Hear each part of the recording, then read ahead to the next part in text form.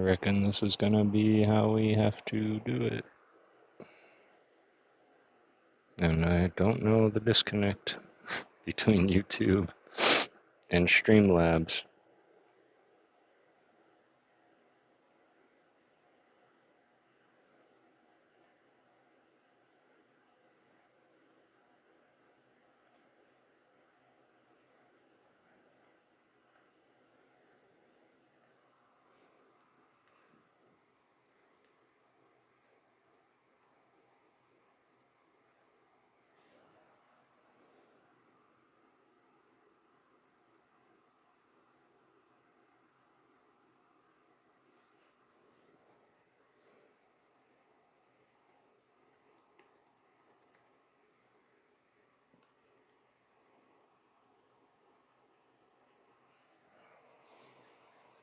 What's up, everybody? So sorry for that. I have no idea what seems to be happening. It seems that there's a disconnect between Streamlabs and YouTube. And every time I go to start a scheduled live stream, it just starts a new live.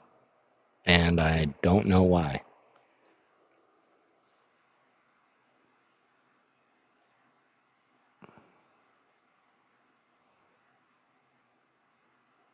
And I am very disappointed.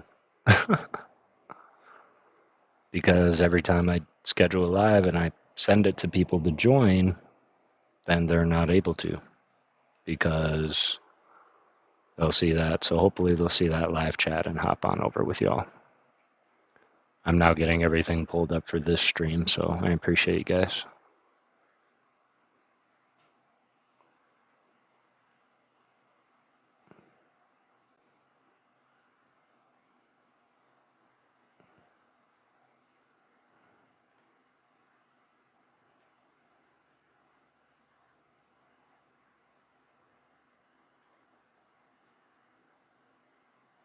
There we go. President, Uncle Brangus, it's good to see you, brother. Hungry Hollow, good to see you. Seth Wilson, I hope you're doing well, brother. How's everyone doing today? Adam Jones, good. Sakia, thanks for popping in. I really appreciate you and seeing you. You might have to let others know if you sent the old link to anybody that they'll have to pop in here. So, but I do hope that everybody is doing well today. Just bear with me one quick second.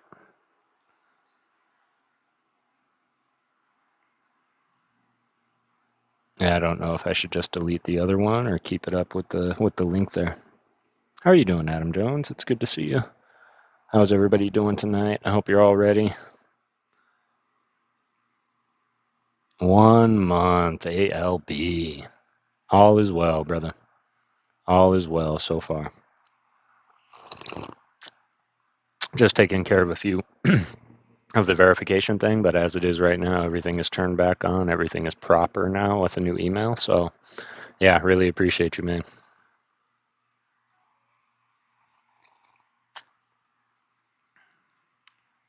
What I would like to know is why, when I start my scheduled live, YouTube instead decides to start a new live stream outside of my scheduled live with the description of my last live stream. Well, yeah. Yep, got it all figured out. So now I just got to do the verification. Got the thing in the mail today, so that was kind of cool. So tonight it's finishing it up and waiting. So that is all thanks to all of you. Really do appreciate you. I'm going to do our little puzzle cube here while everybody comes and trickles on over. I really hate that the other one did not start. So I will leave this up, and right before we start reading, I think I'll go and I'll delete that one. Ancient Mew, I hope you're doing well today. Make sure I didn't miss anybody coming on in. Appreciate you guys coming over. All right. What I'm going to do is I'm going to talk through this one in case anybody happens to have their cube with them, just as I go. And the very first thing and first step that you do want to do is you want to start with your white center. And then you want to get your daisy or your white cross. And it's funny because it's actually a lot easier than you would think, but it's all about finding these edge pieces that have white attached to them, and then putting them above their corresponding color. So if we have blue here, that's actually best case scenario, because all you got to do is turn it. We got our blue. Here's our red down here on the bottom. So we're going to turn that till it's under the red. Spin it. I'm going to turn it. That way we can move it up. See, you can just spin them around. Everyone is doing good. I hope you all are. Got orange way over here. It's got to go way over here. So it's technically got to go right here. But instead of moving the piece itself, I'm going to move where it's got to go. So if I move where it's got to go, over one, then I can put the orange piece up and move it back. See? So we got red, blue, and orange. Now we just need our green, which, best case scenario, it's right there. And we got our cross.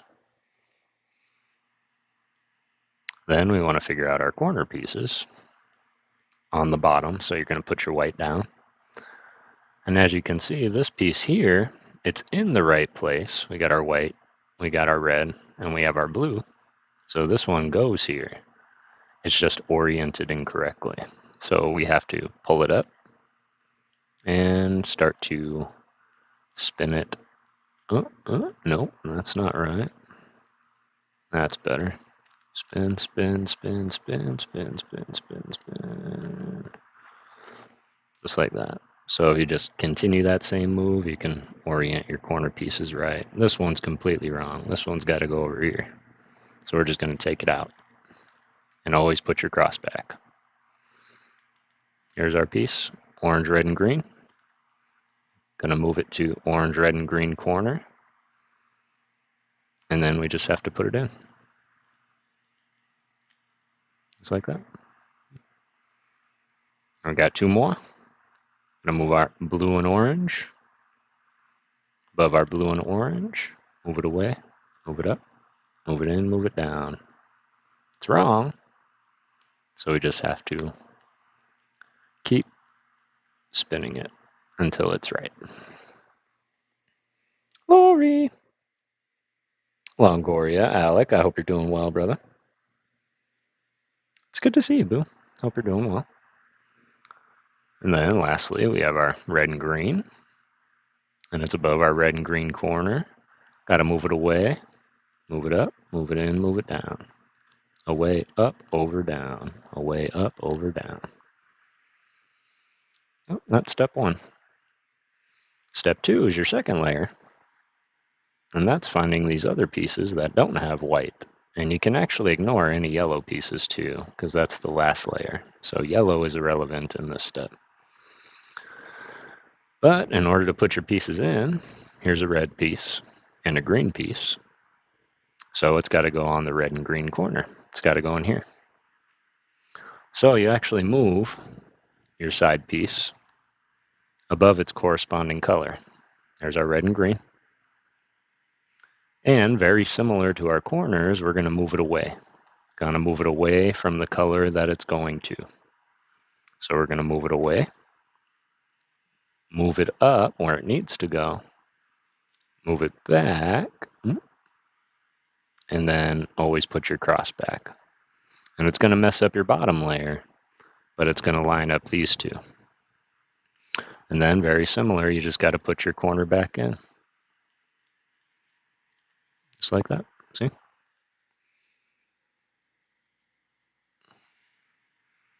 And let's keep going. Here's my orange and blue. So we're going to move the blue piece over the blue. It's got to go to orange right here. So we're going to move it away from orange. Bring it up, bring it in, bring it down. And then you just got to put your corner back in. Keep rocking. Here's my red and blue. So we're going to take that and we're going to put that over red. It's got to go towards blue. So we're going to move it away, move it up, move it in, move it down.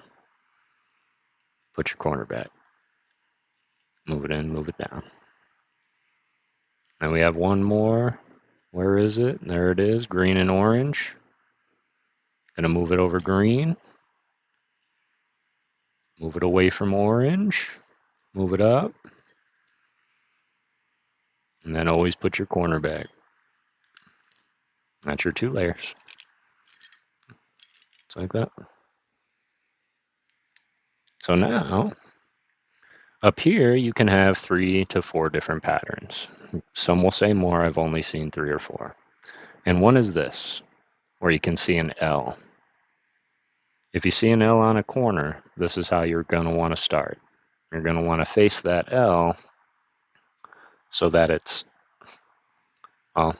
like it's making a backwards L.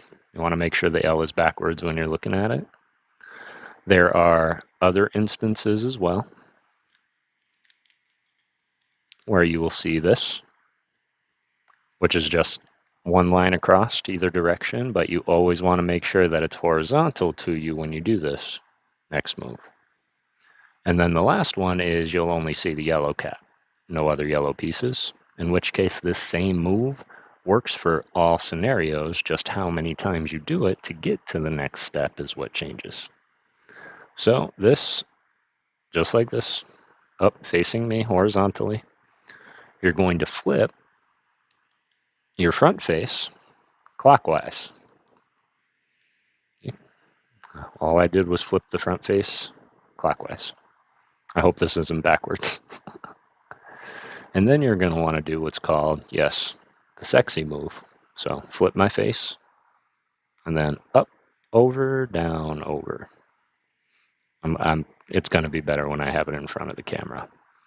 But we do that, and then we always have to make sure to put our base back down. Uh-oh, something happened here. Hang on, let me correct. Just like that. L. Boom. Okay. And the point of that is you're going to want to get your yellow cross. So if you can do that, then it's all about lining up your cross above the colors that they need to go now, just like our white cross. There's one. So blue is good, red isn't. Sadly, you're going to have to spin it until you find your 2 matching colors. Okay, we got red and no others. We got orange and we have green. So we have these 2 matched up. And then, and I will get into this in more detail too, but we have to switch these 2. These 2 have to flip-flop. Oh, this might be a little bit hard. There we go. These 2, sorry. These 2 have to flip-flop. Red over blue. And you go, bop, bop, bop, bop, bop, bop, bop, bop, bop, bop, bop. Just like that. And then all your corners should be, all your sides should be in. In fact, we even have one corner right, and that helps. Going to want to keep that right corner always to your left up front. And then you're going to do this fancy little algorithm until all your corners are in the matching corners that they need to be, just like that. So we've got 2 matching and 2 right, just oriented incorrectly. Then it's a bunch of that sexy move. Because yes, when done quick enough and with skill, sure does look sexy. Appreciate you guys. Rafa, it's good to see you. Hope you're doing well. Beautiful Monday thus far. I just decided to talk through the cube instead. And what I'm going to do here is, as the rest trickle over from the other stream, is let's give it a nice good old scramble. And I'm going to show you what that looks like when you're not explaining it. You stress your brain out? Well, that's why I do it, Seth, because my brain is a constant jumble of all kinds of things. So it kind of gets my mind off of it for at least 2 minutes. But I hope they don't stress your brain. At least watching it, I hope it doesn't.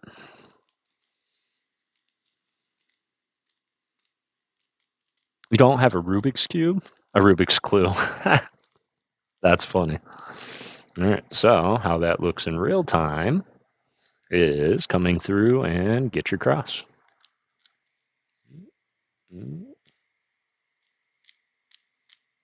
Across there. Blue. Got our red. Whoop. Up it there. Bring it down. Let's get our corners all right.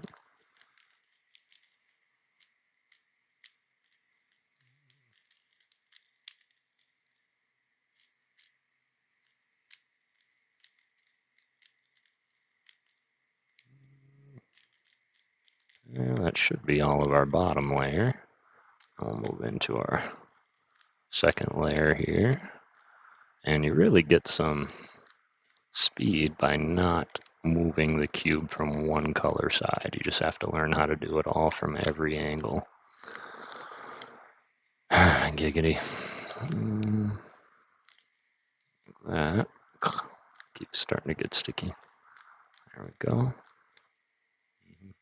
That's 2 layers done. Luckily, my cross and colors are all complete, so I don't think I scrambled that well enough at all, y'all, if I have to be completely fair with you.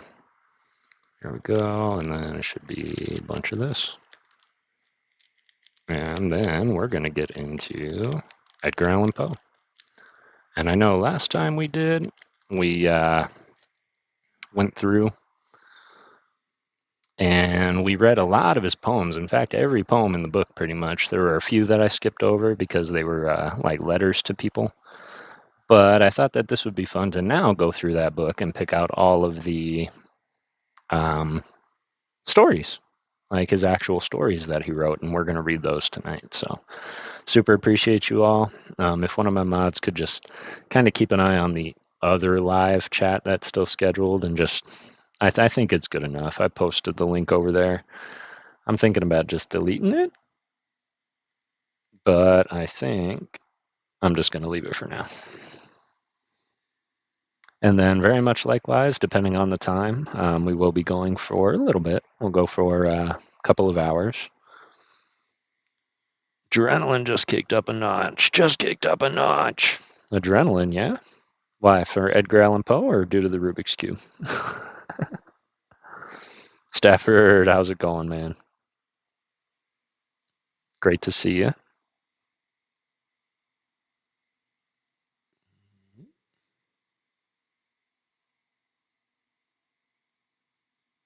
Yeah, this doesn't look right. I'm seeing the cube. Hey guys, what's up, Frank? It's good to see you. Hey, Maria. How are you? It is good to see you and happy Monday or happy time zone, whatever day it might be. Christina, hello. It's good to see you. Appreciate you coming in. And I hope everybody's ready to jump into some tales. This is the novels. That's not what I want. Novels might take a minute. Poems.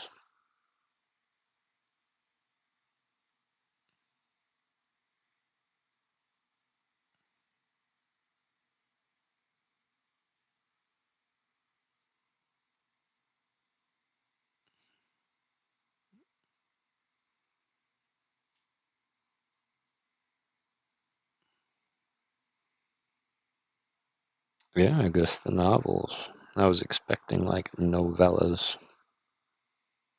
Oh, that's a long novel.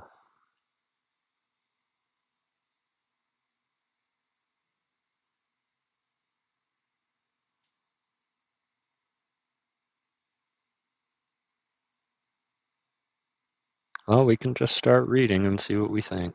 What do you guys think? I didn't realize that it was a like novel.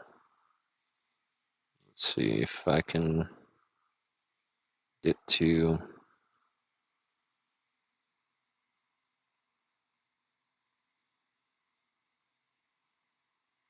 Lithuania, the essays, novels, the criticism.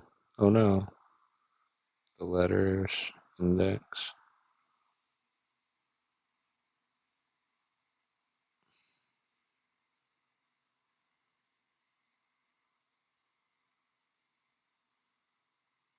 Oh, they've only got a couple of books in here. I thought they There we go. That's the one, the tails.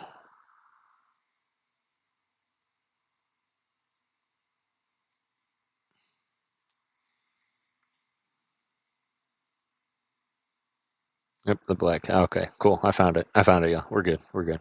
We're not reading books because this is probably going to be the last Halloween stream. So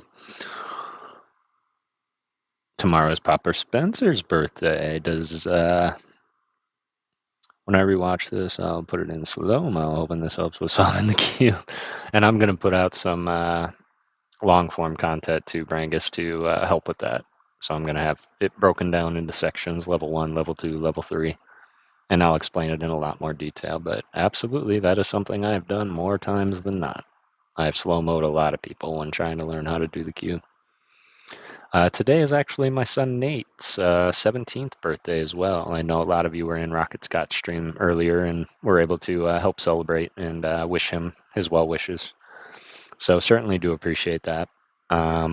He is 17 today. Sadly, he was not able to join me for the weekend. There is a chance he might be here this coming weekend, so we might get a Saturday with him, which is kind of nice. But of course, if he does have any time tonight, I imagine that he will pop in here as well. So we shall certainly see. But let's go ahead and take a look here because a lot of these sound very German and French, like Met Zingerstein, and I have no idea what these stories contain. So we get to learn and read together for the first time.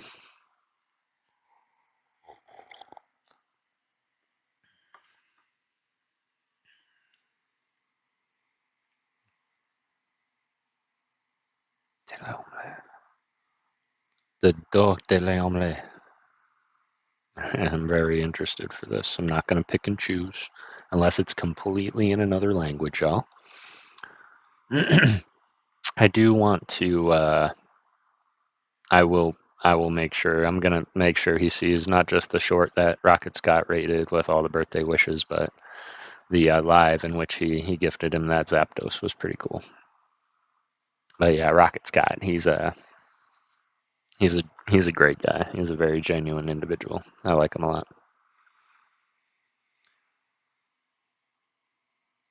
What I will say is this. I will kind of put down my viewer discretion advised. I have very, very little knowledge of any of Edgar Allan Poe's works and has been a long time. And last time I read them, I'm sure I could have barely understand them. So I'm not sure what it is that we're about to read, but I do want to, of course, just make that clear. If I notice something is getting a little too per se grotesque, I may move on to another story, and that is just to keep it as family conscious as possible. Appreciate that, guys. I'm not sure if he's. I'm not sure if he's here. I hope he comes in. And also, there's a lot of French in here.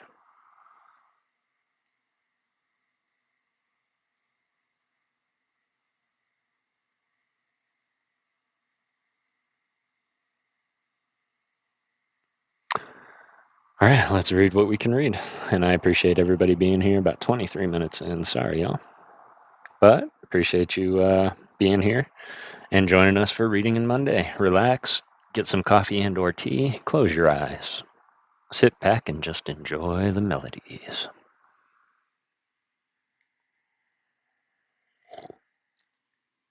Rafa, that is amazing. Gotta keep it POG 13. Absolutely. So instead of trying to do this,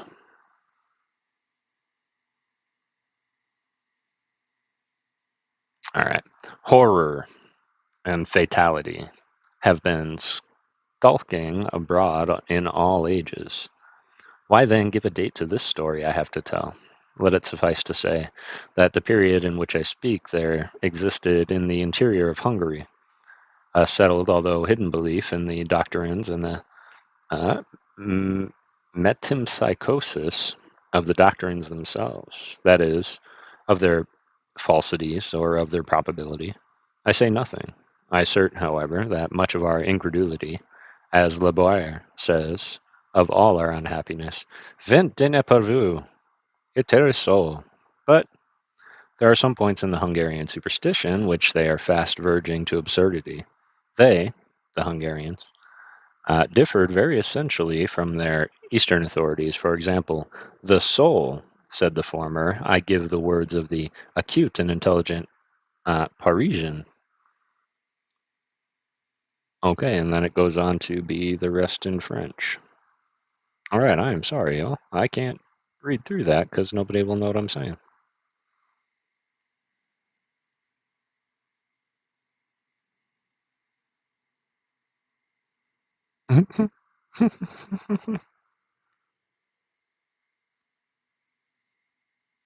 Wow.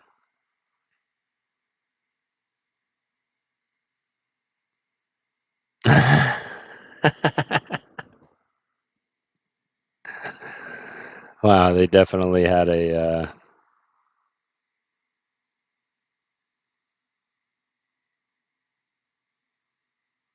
All right, it was definitely older, and you can tell. We may transition. I don't know. This is called loss of breath. The most notorious ill fortune must in end yield to the untiring courage of philosophy, as the most stubborn city to the ceaseless vigilance of the enemy. Shalmaneser, as we have it in holy writings, lay the years ago before Samaria, yet it fell. Sardanapalus, see Didorius, maintained himself 7 in Nineveh, 7 in Nineveh, but to no purpose. Troy expired at the close of the second lustrum, and Azoth, as Astrius declares upon the honors of the gentleman, opened at last her gates to Samat- Salamaticus, Sameticlus, after having barred them from the fifth part of the century. Thou wretch, thou vixen, thou shrew, I said to my wife in the morning after our wedding. Thou witch, thou hag, thou whippersnapper, thou sink of iniquity, thou fiery faced quintessence of all that is abominable, thou, here standing upon tiptoe, seizing her by the throat and placing my mouth close to her ear. I was preparing to launch forth a new and more decided epitaph of Oparbrum, which should not fail, if ejaculated to convince her of her insignificance, when, to my extreme horror and astonishment, I discovered that I had lost my breath. The phrases, I am out of breath, I have lost my breath, etc., are often enough repeated in common conversation, but it had never occurred to me that the terrible accident of which I speak could bona fide and actually happen.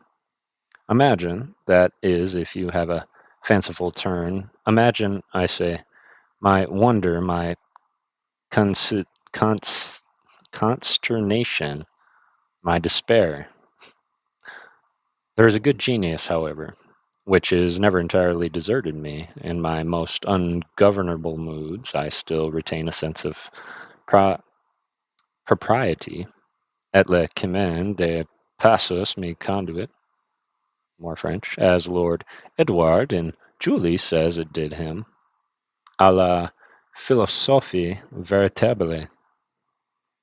Although I could not at first precisely ascertain to what degree the occurrence had affected me, I determined at all events to conceal the matter from my wife until further experience should discover to me the extent of this my unheard calamity, altering my countenance, therefore, in a moment, from this bepuffed and distorted appearance to an expression of ache and coquettish benignity. I gave my lady a pat on the one cheek and a kiss on the other, and without saying one syllable, for as I could not, left her astonished at my drollery, as I pirouetted out of the room in that pas de feu, in a pas de feu. Behold me, then, safely ensconced in my private boudoir, a fearless instance of ill consequences attending upon irrescivability, irascibility, alive, with the qualifications of the dead, dead, with the propensities of the living, an anomaly of the face of the earth being very calm, yet breathless. Yes, breathless. I am serious in asserting that my breath was entirely gone. I could not have stirred with a feather in my if my life had been at issue, or sullied even if the delicacy of a mirror. Hard fate, yet there was some alleviation to my first overwhelming paroxysm of my sorrow. I found, upon trial, that the powers of utterance which, upon my inability to proceed in the conversations with my wife, I then concluded to be totally destroyed, were in fact only partially impeded, and I discovered that, had I, at the interesting crisis, dropped my voice to a singularly deep guttural, I might still have continued to her in the communication of my sentiments. This pitch of voice, the guttural, depending, I find, not upon the current of the breath, but upon the certain spasmodic action of the muscles of the throat. Throwing myself upon a chair, I remained for some time absorbed in meditation. My reflections, be sure, were of no consolatory kind. A thousand vague and lachrymatory fancies took possession of my soul, and even the idea of suicide flitted across my brain. But it is a trait in the perversity of the human nature to reject the obvious and the ready for the far distant and equivocal. Thus I shuddered at self-murder, as it's the most decided of atrocities, while the tabby cat purred strenuously upon the rug, and the very water-dog wheezed assertedly under the table, each, ta- each taking to itself much merit for the strength of its lungs, and all obviously done in derision of my own pulmonary incapacity.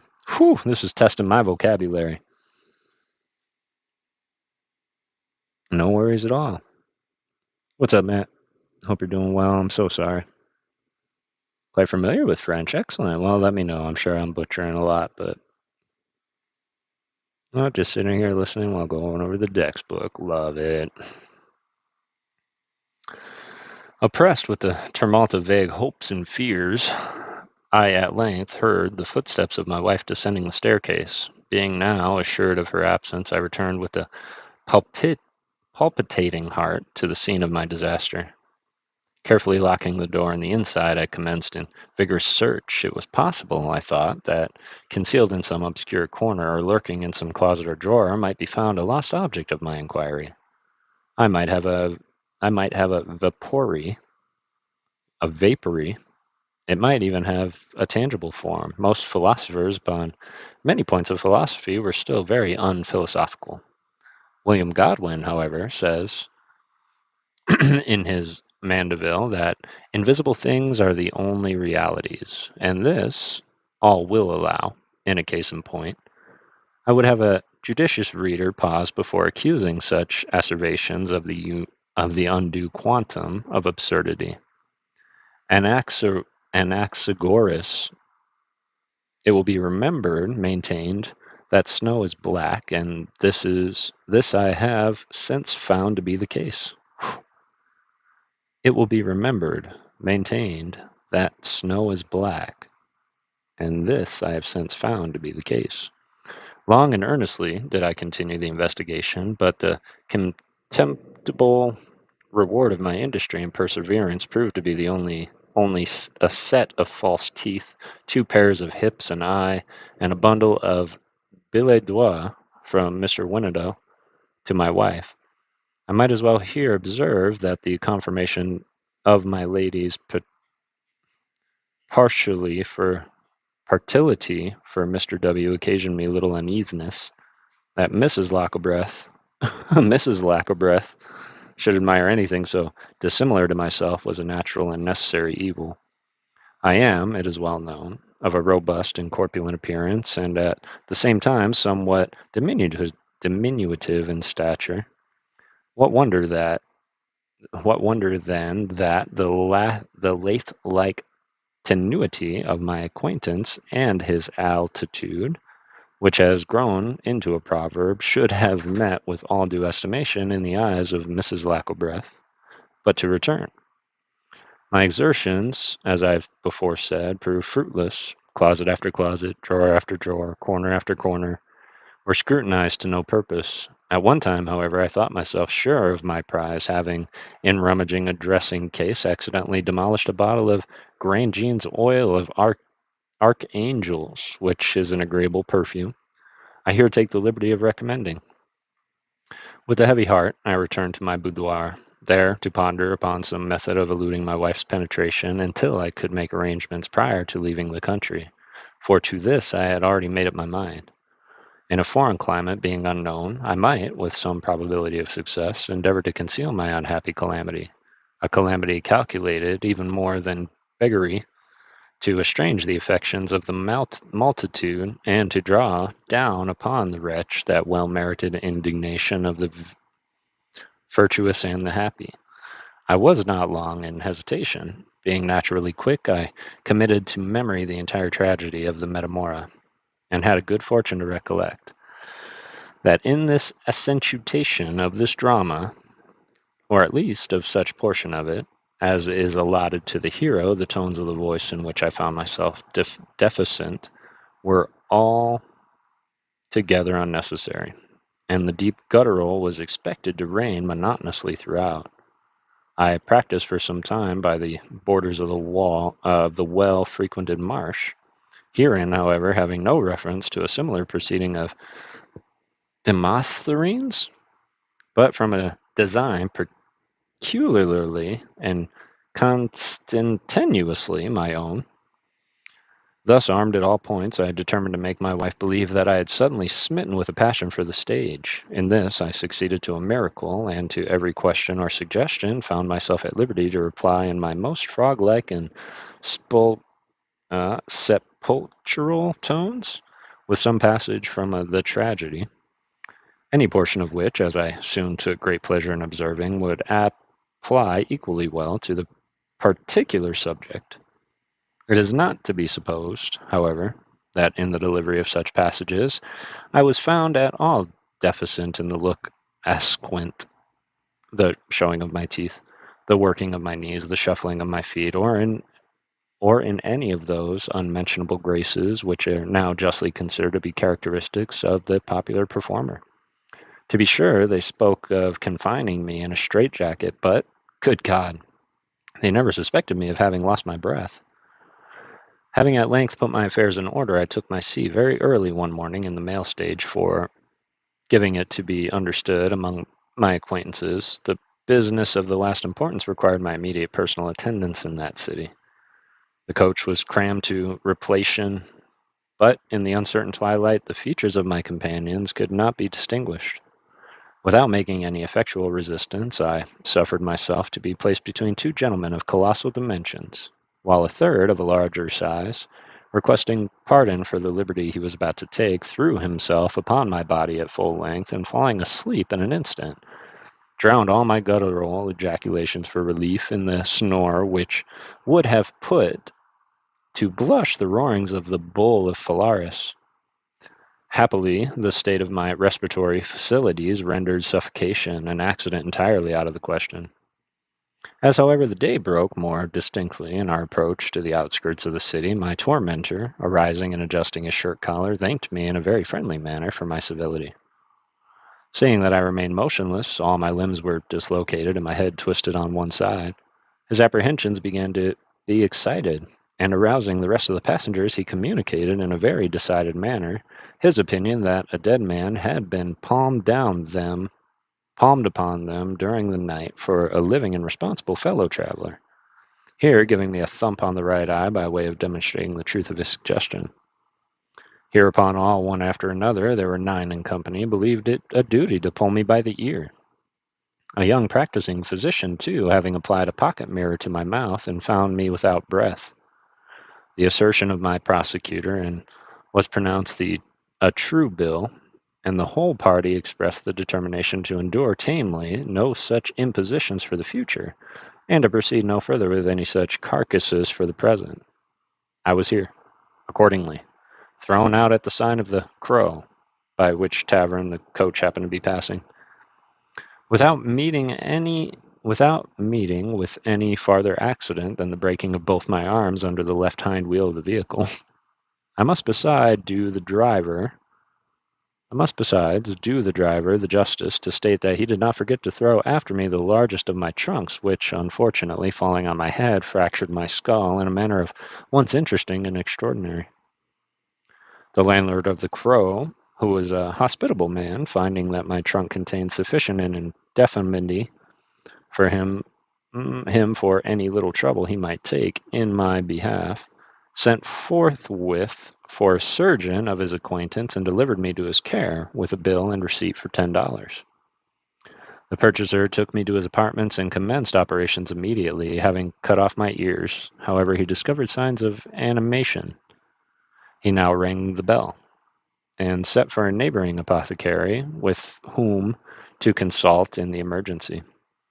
In case of his suspicions with regard to my existence proving ultimately correct, he, in the meantime, made an incision in my stomach and removed several of my viscera for private dissection. The apothecary had an idea that I was actually dead.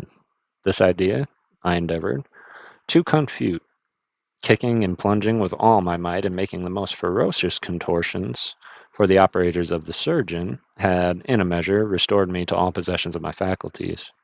All, however, was attributed to the effects of a new galvanic battery, wherewith the apothecary, who was really a man of information, performed several curious experiments, and which, from my personal share in their fulfillment, I could not help feeling deeply interested. It was a course of mortification to me, nevertheless, that although I made several attempts at conversation, my powers of speech were so entirely in abeyance that I could not even open my mouth, much less then make reply to some ingenious but fanciful theories of which, under other circumstances, my minute acquaintance with the Hippocratean pathology would have afforded me a ready confutation. Why couldn't he just say doctor? He has to say Hippocratean pathology. Oh, I lost my breath, yes. Or loss of breath right now. It is a little confusing, but I think I have an idea of what's going on. What's going on, Gav? Phone calls, but I'm back. No worries at all, Miss Lovejoy. Hope everybody's doing well.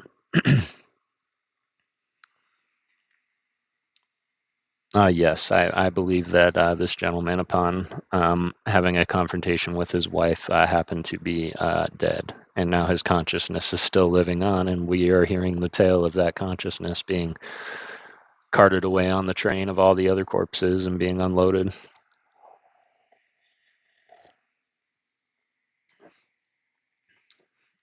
And now he's in the apothecary. So very, very odd. Not being able to arrive at a conclusion, the practitioners remanded me for further examination. I was taken up to a garret, and the surgeon's ladies having accommodated me with drawers and stockings, the surgeon himself fastened my hands and tied up my jaws with a pocket handkerchief, then bolted the door on the outside as he hurried to his dinner, leaving me alone to silence and to meditation. I now discovered, to my extreme delight, that I could have spoken had not my mouth been tied up with this pocket handkerchief. Consoling myself with this reflection, I was mentally repeating some of the passages of omnipresence of the deity, as is my custom before resigning myself to sleep, when two cats of a greedy and vir- virtu-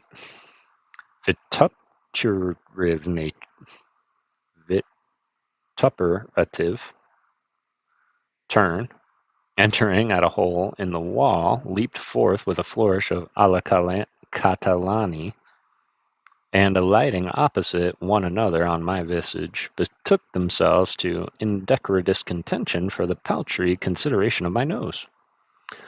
But as the loss of his ears proved the means of elevating to the throne of Cyrus the Magian, or Madgush of Persia, and as the cutting off his nose gave Zopyrus possession of Babylon, so the loss of a few ounces of my countenance proved the salvation of my body.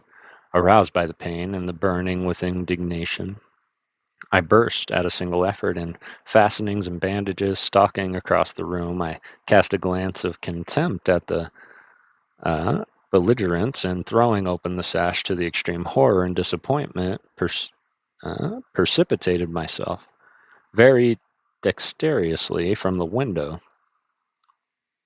Yeah. This moment passing from the city jail to the scaffold erected for the execution of the suburbs. His extreme infirmary and long continued ill health had obtained him the privilege of remaining unmansled,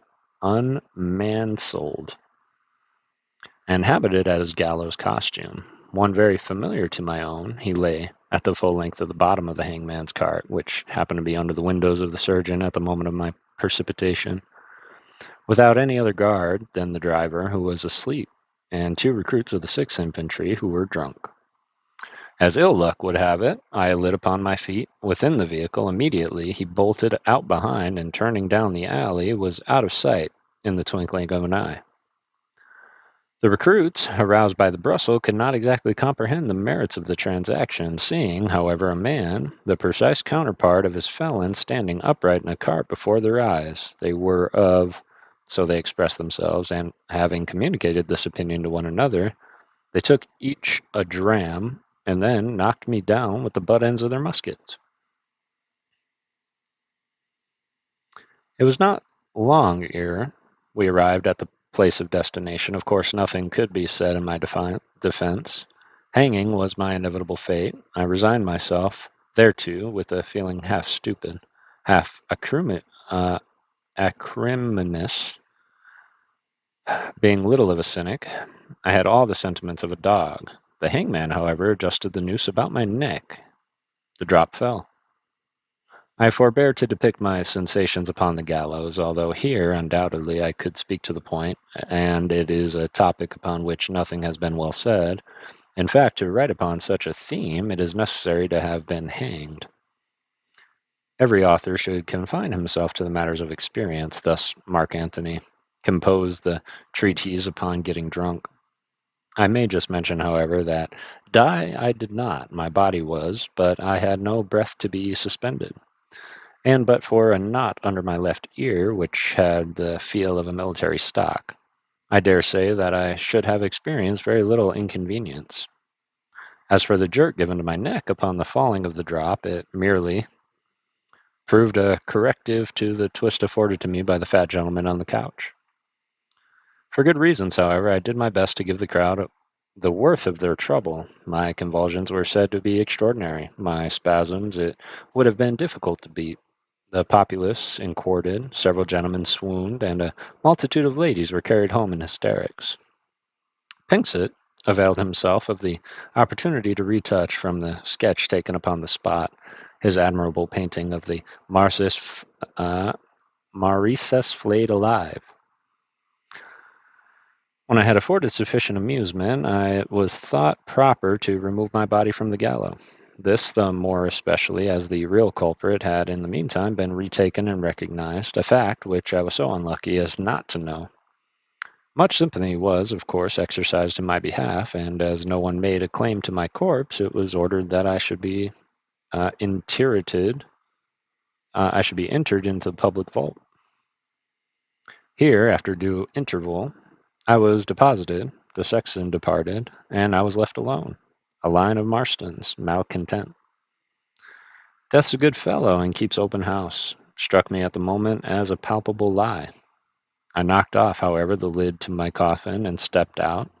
The place was dreadful, dreary, and damp, and I became troubled with ennui. By way of amusement, I felt my way among the numerous coffins ranged in order around.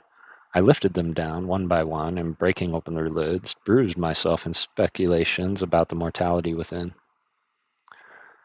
This, I soliloquized, tumbling over the carcass, puffy, bloated, and rotund. This has been, no doubt, in every sense of the word, an unhappy and unfortunate man.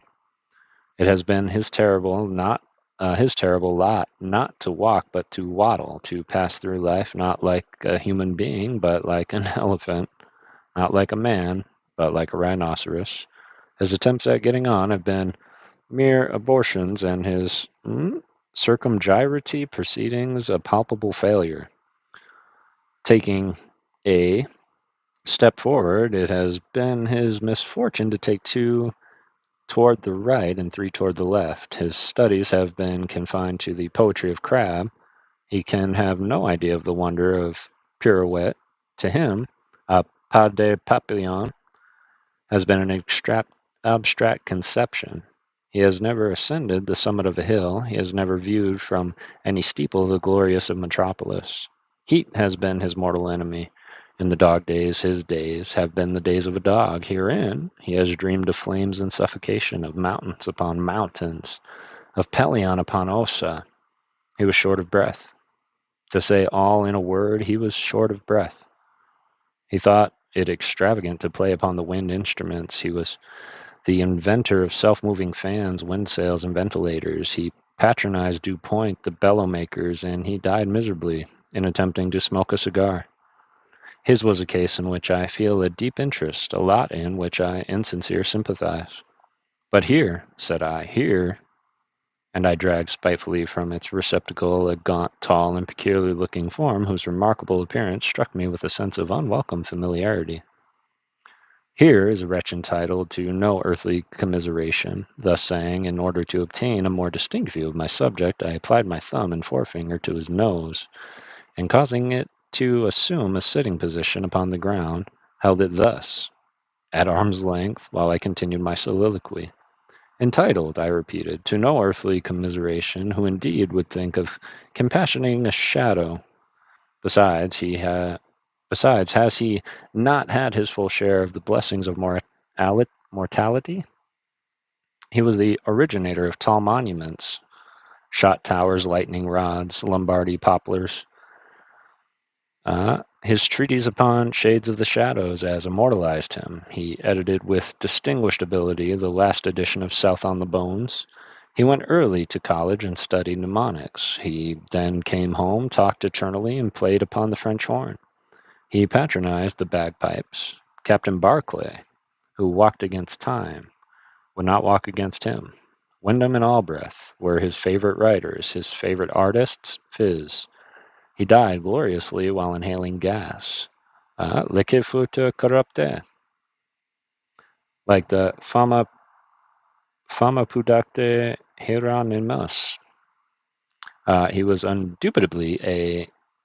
How can you? How can you? Interrupted the object of my animadversions, gasping for breath, tearing off with a desperate exertion the bandage around its jaws. How can you, Mr. Lacklebreath, be so infernally cruel as to pinch me in this manner by the nose? Did you not see how they fastened up my mouth? And you must know, if you know anything, how vast and superfluity of breath I have been disposed of. If you do not know, however, sit down and you shall see. In my situation, it is really a great relief to be able to open one's mouth, to be able to expedite, to be able to communicate with a person like yourself, who do not think yourself called upon at every period to interrupt the thread of the gentleman's discourse. Interruptions are annoying and should undoubtedly be abolished. Don't you think so? No reply. I beg you. One person is enough to be speaking at a time. I shall be done by and by, and then you may begin. How the devil, sir, did you get into this place? Not a word, I beseech you. Been here some time myself. Terrible accident. Heard of it, I suppose. Awful calamity. Walking under your window some short while ago, about a time you were stage struck. Horrible occurrence. Heard of catching one's breath, eh? Hold your tongue, I tell you. I caught someone else's. Had always been too much of my own. Met Blab at the corner of the street. Wouldn't give me a chance for a word. Couldn't get in a syllable edgewise. Attacked, consequently, with epilepsis. Blab made his escape. Damn all fools. They took me up for dead and put me in this place. Petty doings, all of them.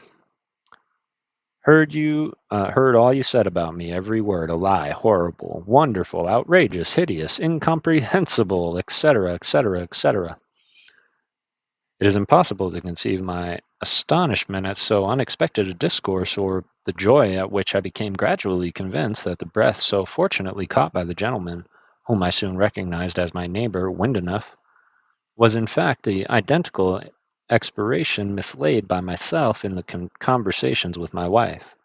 Time, place, and circumstances rendered it a matter beyond question.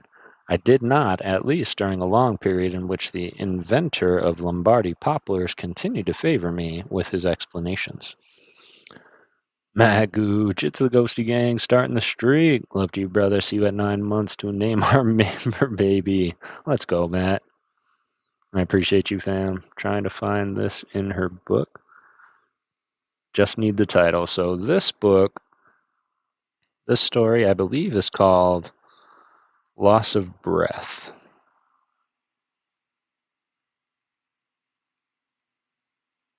Wow. We've read quite a bit. Loss of Breath. That's what it's called.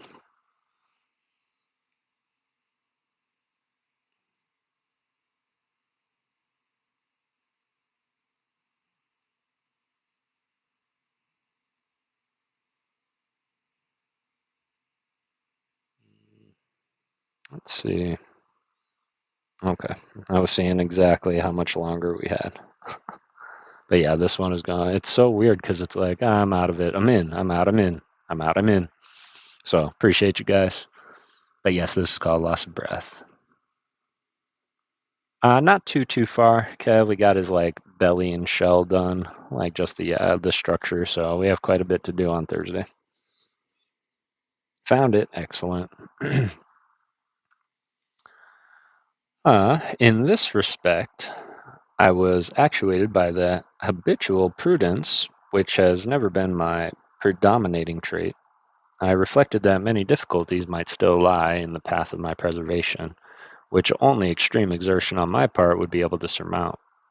Many persons, I considered, are prone to estimate commodities in their possession, however valueless, to the then proprietor, however troublesome or distressing, in direct ratio with the advantages to be derived by others from their attainment or by themselves from their abandonment. Might not this be the case with Mr. Windenough? In displaying anxiety for the breath in which he was at present so willing to get rid of, might not lay myself open to the exactions of this avarice. There are scoundrels in this world, I remembered with a sigh, who will not scruple to take unfair opportunities with even the next door neighbor, and this remark from the Epictetus, it is precisely at this time, when men are most anxious to throw off the burden of their own calamities, that they feel the least desirous of relieving them in others. Upon consideration similar to these, and still retaining my grasp on the nose of Mr. W., I accordingly thought proper to the model of my reply. Monster, I began in a tone of deep indignation. Monster and double-winded idiot, dost thou, whom for thine inquiries it has pleased heaven to accurse with twofold respimtion, dost thou, I say, presume to address me in the familiar language of the old acquaintance? I lie, forsooth, I hold my tongue, to be sure. Pretty conversation, indeed, to be gentlemen with a single breath. All this, too, when I have in my power to relieve my calamity, under which thou dost so justly suffer, so curtail my superfluities of thine unhappy respiration. Like Brutus, I paused for a reply, with which, like a tornado, Mr. Windenough immediately overwhelmed me. Uh, Protestation followed upon protestation, and apology upon apology. There were no terms in which he was unwilling to comply, and there were none of which I failed to take the fullest advantage. Preliminaries being at length arranged, my acquaintance delivered me from respiration, for which, having carefully examined it, I gave him afterward a receipt. I am aware that by many I shall be held to blame for speaking in a manner so cursory of a transaction so impalpable. It will be thought that I should have entered more minutely to the details of the occurrence by which, and this is very true, much new light might be thrown upon a highly interesting branch of physical philosophy. To all this I am sorry that I cannot reply. A hint is the only answer which I am permitted to make. There were circumstances, but I think it much safer upon consideration to say as little as possible about the affair so delicate. So delicate, I repeat, and at the time involving the interest of a third party whose sulphurous resentment I have not the least desire at this moment of incurring. We were not long after this necessary arrangement in effecting the escape from the dungeons of the sepulchre. The united strength of our resuscitated voices was soon sufficiently apparent. Scissors, the Whig editor, republished a treatise upon the nature and the origin of subterranean noises. A reply, rejoinder, confutation, and justification followed in the columns of the Democratic Gazette. It was not until the opening of the vault to decide the controversy that the appearance of Mr. Windenough and myself proved both parties to have been decidedly in the wrong. I cannot conclude these details of some very singular passages in a life at all times sufficiently eventful, without again recalling to the attention of the reader the merits of that indiscriminate philosophy which is a sure and ready shield against those shafts and calamity, which can neither be seen, felt, nor fully understood. It was in the spirit of his wisdom that among the ancient Hebrews it was believed the gates of heaven would be inevitably open to that sinner or saint who, with good lungs and implicit confidence, could vociferate the word Amen. It was in spirit of this wisdom that, when the great plague raged at Athens, and every means had been in vain attempted for its removal, Epimenides and Loritus relates in the second book that the philosopher advised the erection of the shrine and temple to the proper god, Littleton Barry. So that was written in 1832, and you can certainly tell. I think what's happening with these words is I think they were spelled differently back then. That's what I think. I have 17 people in here. Super appreciate y'all. While we do have time left in the stream, I'm going to read another couple that are a little bit more well known here. And we're going to start with the black cat.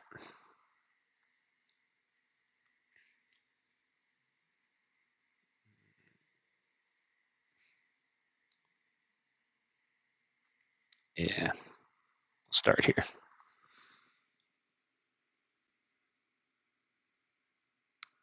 Nevedine. Hello. I've been here, Kevin. What's up, Mama Ghost? I appreciate you. Need to set a PayPal up. I do have the PayPal set up. I'm unsure as to how to use it. I'm just unfamiliar. But I super appreciate that. I really do. And I will consider it. I'll look into it. What's up, Sean Bowden? I hope you're doing well. I hope you're all doing well. And yes, thank you for letting me read one of his first ever stories that he wrote. That was a bananas story. So I'm doing well, Mama. I'm doing real well.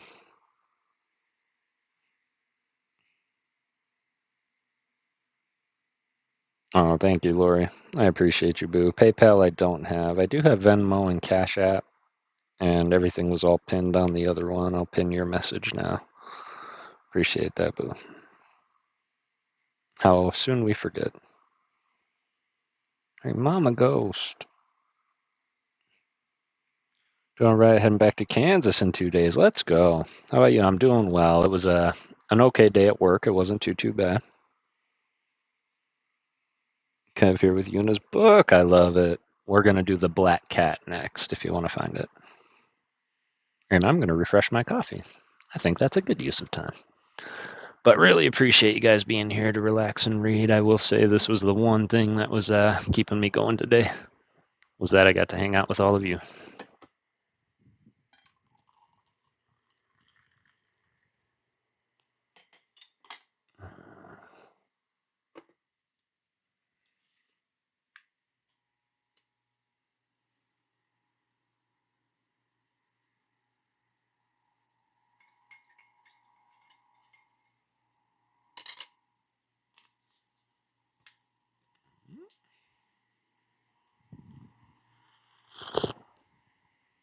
Excuse me. I said excuse me like you guys were watching me dribble coffee.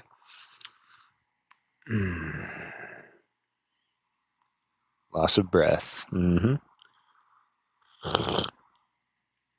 Loss of breath is what I just read. CBC, how's it going? It's good to see you. Ran out of penny sleeves. Oh, that makes me so anxious when I do that while sorting. Watching this on TV in another room. Hope everyone is well. No worries at all, Ancient Mew. I hope you are having a good night. Yeah, me neither. It was from, what was it, 1832? It was one of his first ever little stories, and it was kind of following, from what I gather, two corpses having a nice conversation. One losing their breath and one having way too much, and them working together. But this one, I think everybody's a little bit more familiar with, which is the Black Cat. And we are going to read that one next. For the most wild yet most homely narrative which I'm about to pen, I neither expect nor solicit belief. Mad indeed would I be to expect it, in a case where my very senses reject their own evidence. Yet mad I am not. I very surely do not dream, but tomorrow I die, and today I would unburthen my soul. My immediate purpose is to place before the world, plainly, succinctly, and without comment, a series of mere household events. In their consequences, these events have terrified, have tortured, have destroyed me. Yet I will not attempt to expound them. To me, they have presented little but horror. To many, they will seem less terrible than Barouquet's. However, hereafter, perhaps, some intellect may be found which will reduce my phantasm to the commonplace. Some intellect more calm, more logical, and far less excitable than my own, which I will perceive, in the circumstances I detail with awe, nothing more than an ordinary succession of very natural cause and effect. From my infancy, I was noted for the docility and humanity of my disposition. My tenderness of heart was even so conspicuous as to make me the jest of my companions. I was especially fond of animals, and was indulged by my parents with a great variety of pets. With these I spent most of my time, and never was so happy as when feeding and caressing them. This peculiarity of character grew with my growth, and in my manhood I derived from it one of my principal sources of pleasure.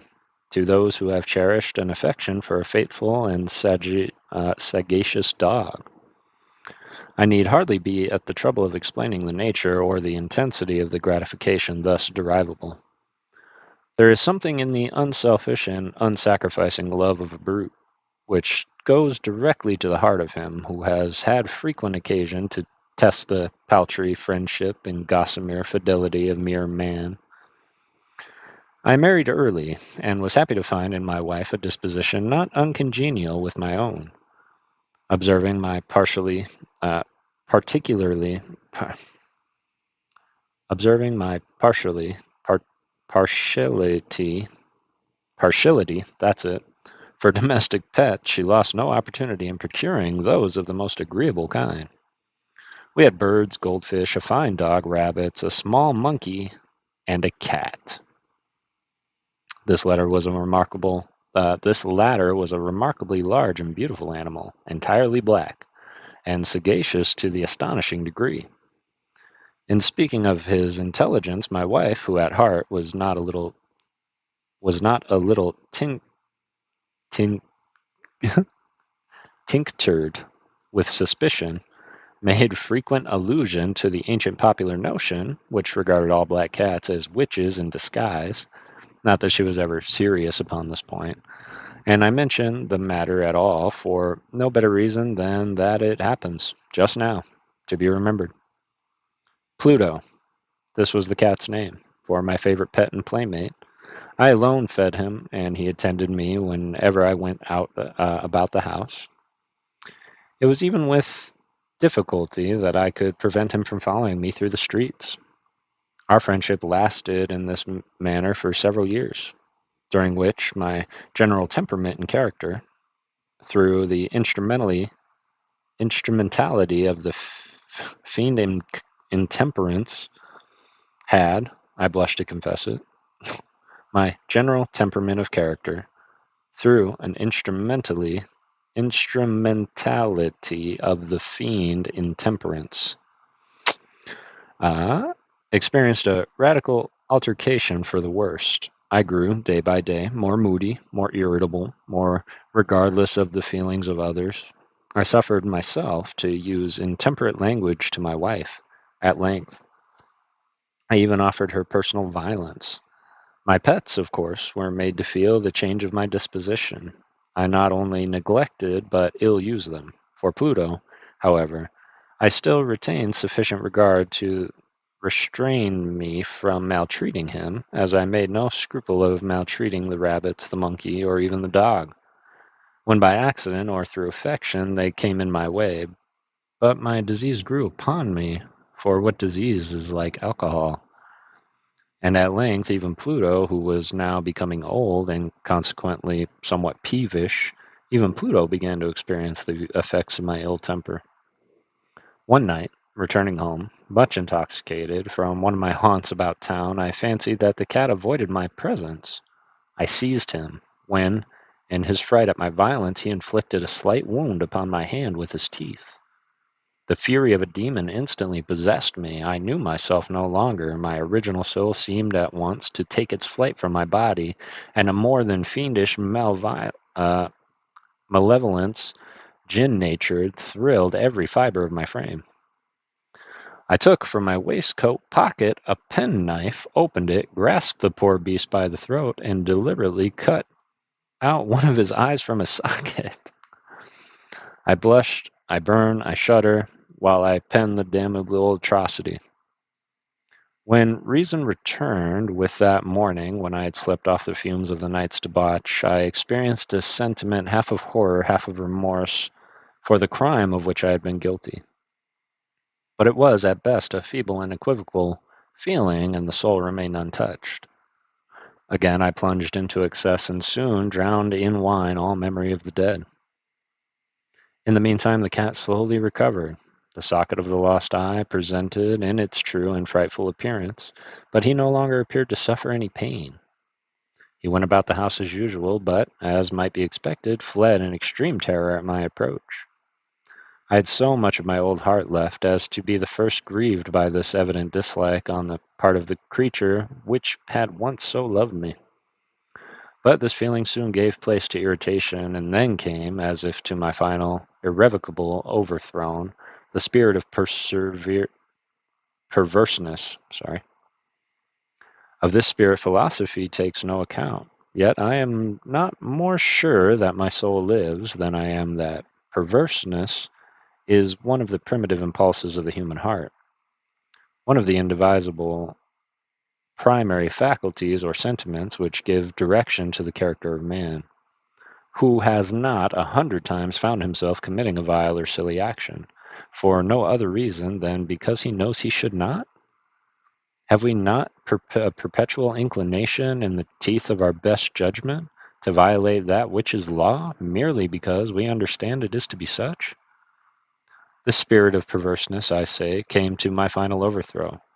It was an unfathomable longing of a soul to vex itself, to offer violence to its own nature, to do wrong for the wrong's sake only, that urged me to continue and finally to consummate the injury I had inflicted upon the unoffending brute.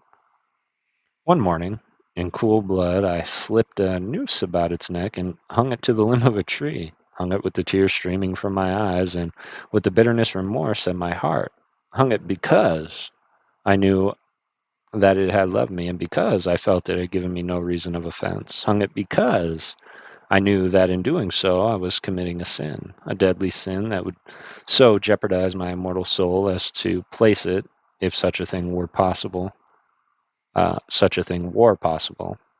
even beyond the reach of the infinite mercy of the most merciful and most terrible God. On the night of the day on which this cruel deed was done, I was aroused from my sleep by the cry of a fire.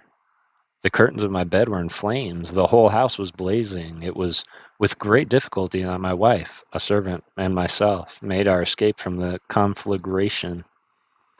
The destruction was complete. My entire worldly wealth was swallowed up, and I resigned myself thenceforth to despair.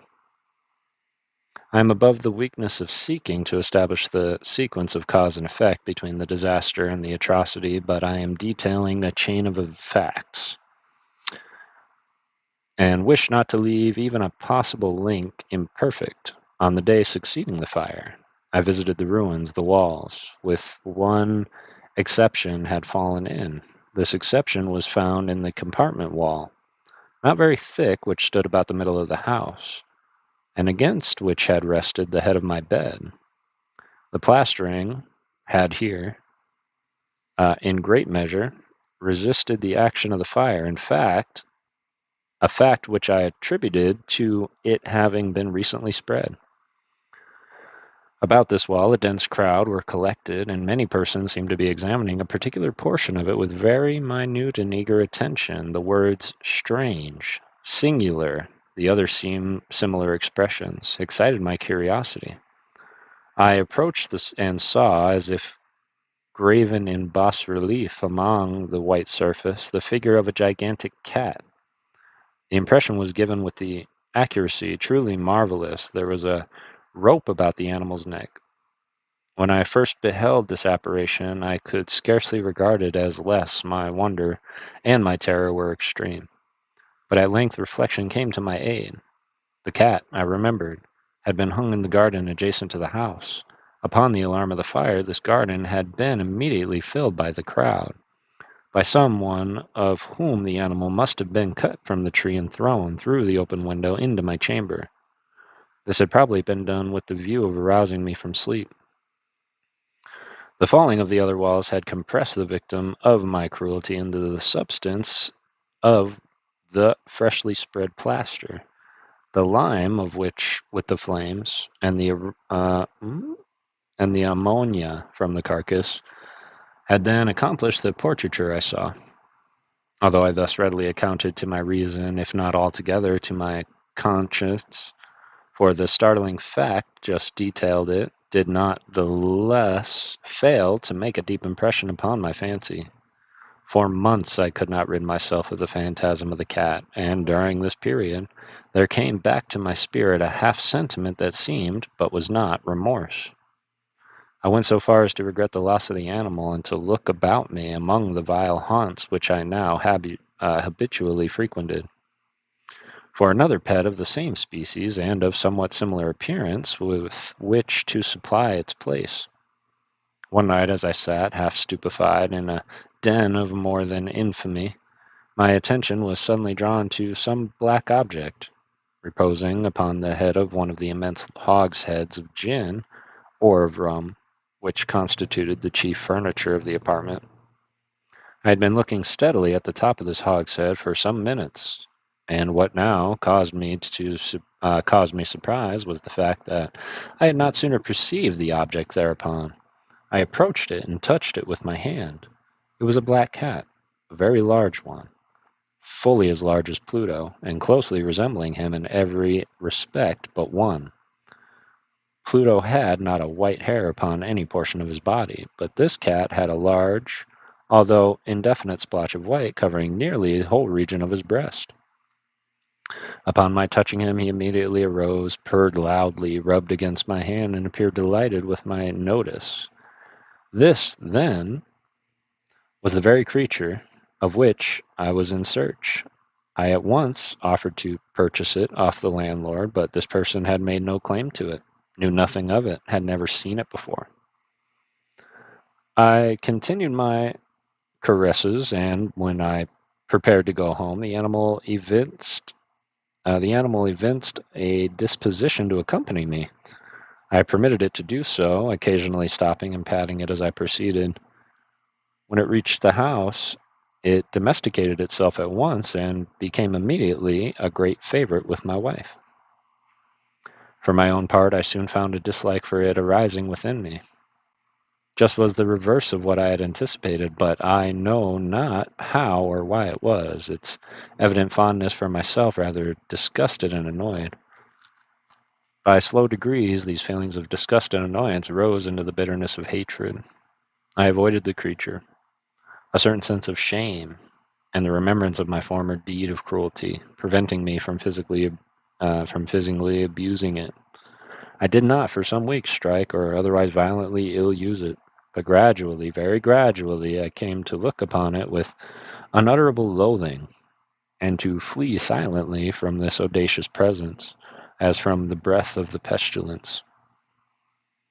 What added, no doubt, to my hatred of the beast was the discovery on the morning after I brought it home that, like Pluto, it also had been deprived of one of its eyes. Its circumstance, however, only endured it to my wife, who, as I have already said, possessed in a high degree that humanity of feeling which had once been my distinguishing trait, and the source of many of my simplest and purest pleasures. With my aversions to this cat, however, it's part it's partially for myself. Its particularity for myself seemed to increase. It followed my footsteps with a uh, pertensity which it would be difficult to make the reader comprehend. Whenever I sat, it would crouch beneath my chair or spring upon my knees, covering me with its loathsome caresses. If I arose to walk, it would get between my feet and thus nearly throw me down, or fastening its long and sharp claws in my dress, clamber in this manner to my breast. Uh, at such times, although I longed to destroy it with a blow, it was yet withheld from doing, partially by a memory of my former crime, but chiefly, let me confess it at once, by absolute dread of the beast. This dread was not exactly a dread of physical evil, and yet I should be at a loss, however, otherwise to define it. I am almost ashamed to own, yes, even in this felon's cell, I am almost ashamed to own that the terror and horror with which this animal inspired me had been heightened by one of my merest chimeras it would be possible to conceive. My wife had called my attention more than once to the character of the mark of white hair of which I had spoken, and which constituted the sole visible difference between the strange beast and the one I had destroyed.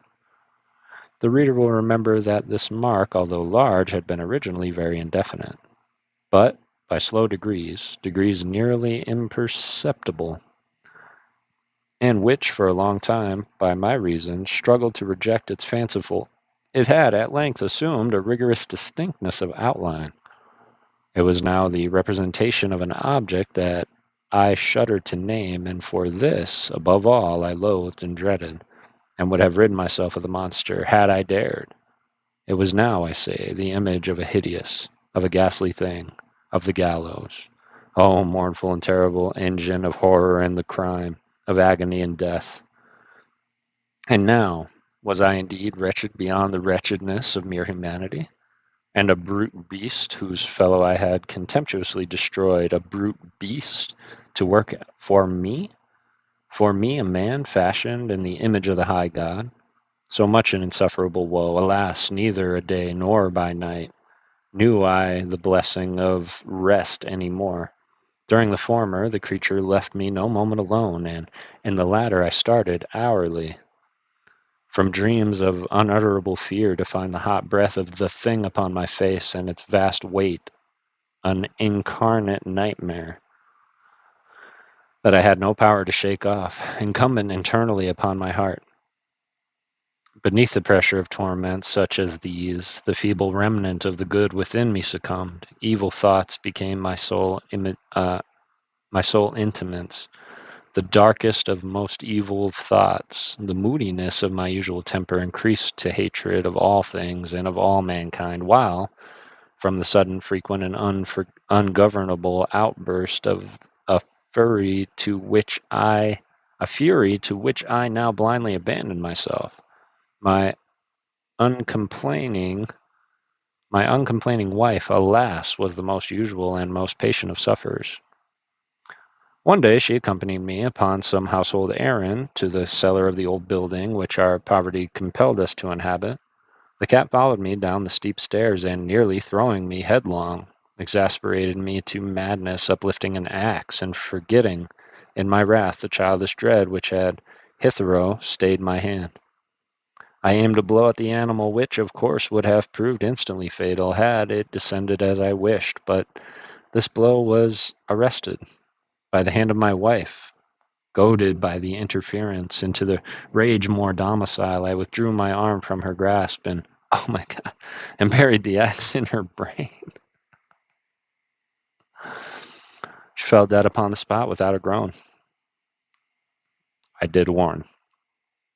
This hideous murder accomplished, I set myself forthwithin and with entire deliberation to the task of concealing the body. I knew that I could not remove it from the house, neither by day or by night, without the risk of being observed by the neighbors. Many projects entered my mind. At one period, I thought of cutting the corpse into minute fragments and destroying them by fire, and another, I resolved to dig a grave for it in the floor of the cellar. Again, I deliberated about casting it in a well in the yard, about packing it in a box as if merchandising with the unusual arrangements, and so getting a portier to take it from the house. Finally, I hit upon what I considered a far better expedient than either of these. I determined to wall it up in the cellar, as the monks of the Middle Ages are recorded to have walled up their victims. But a purpose such as this cellar was well adapted. The walls were loosely constructed and had lately been plastered throughout with a rough plaster, which the dampness of the atmosphere had prevented from hardening. Moreover, in one of the walls was a projection caused by a false chimney or fireplace that had been filled up and made to resemble the red of the cellar. I made no doubt that this could readily displace the bricks at this point, inserting the corpse in the wall and wall the whole up as before, so that no eye could detect anything suspicious. And in this calculation I was not deceived. By means of a crowbar I easily dislodged the bricks, and having carefully deposited the body against the inner wall, I propped it in that position, while, with little trouble, I relaid the whole structure of its originally stood. Having procured mortar, sand, and hair with every possible precaution, I prepared a plaster which could not be distinguished from the old, and with this I very carefully went over the new brick. When I was finished, I felt satisfied that all was right. The wall did not present the slightest appearance of having been disturbed. The rubbish on the floor was picked up with the minutest care.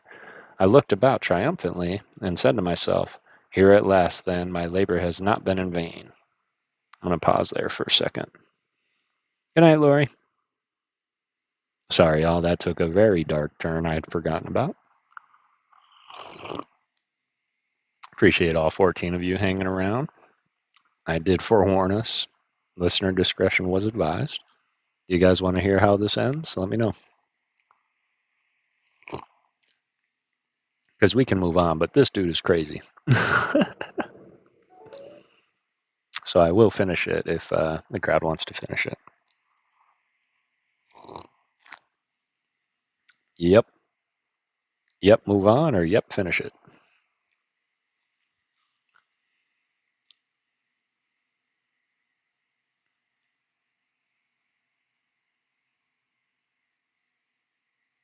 Yes.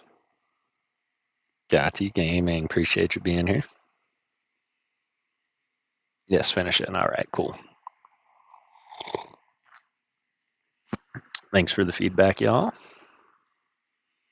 Let's hear what fate has in store for me. Yeah, that's what I was saying, because I want him to get his comeuppance. All right. My next step was to look for the beast which had been the cause of so much wretchedness, for I had, at length, firmly resolved to put it to death. Had I been able to meet with it at the moment, there could have been no doubt of its fate.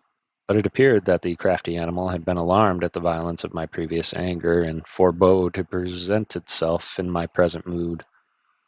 It is impossible to describe or to imagine the blissful sense of relief which the absence of the detested creature occasioned in my bosom. It did not make its appearance during the night, and thus, for one night at least, since its introduction to the house, I soundly and tranquilly slept. I slept even with the burden of murder on my soul. The second and the third day passed, and still my tormentor came not.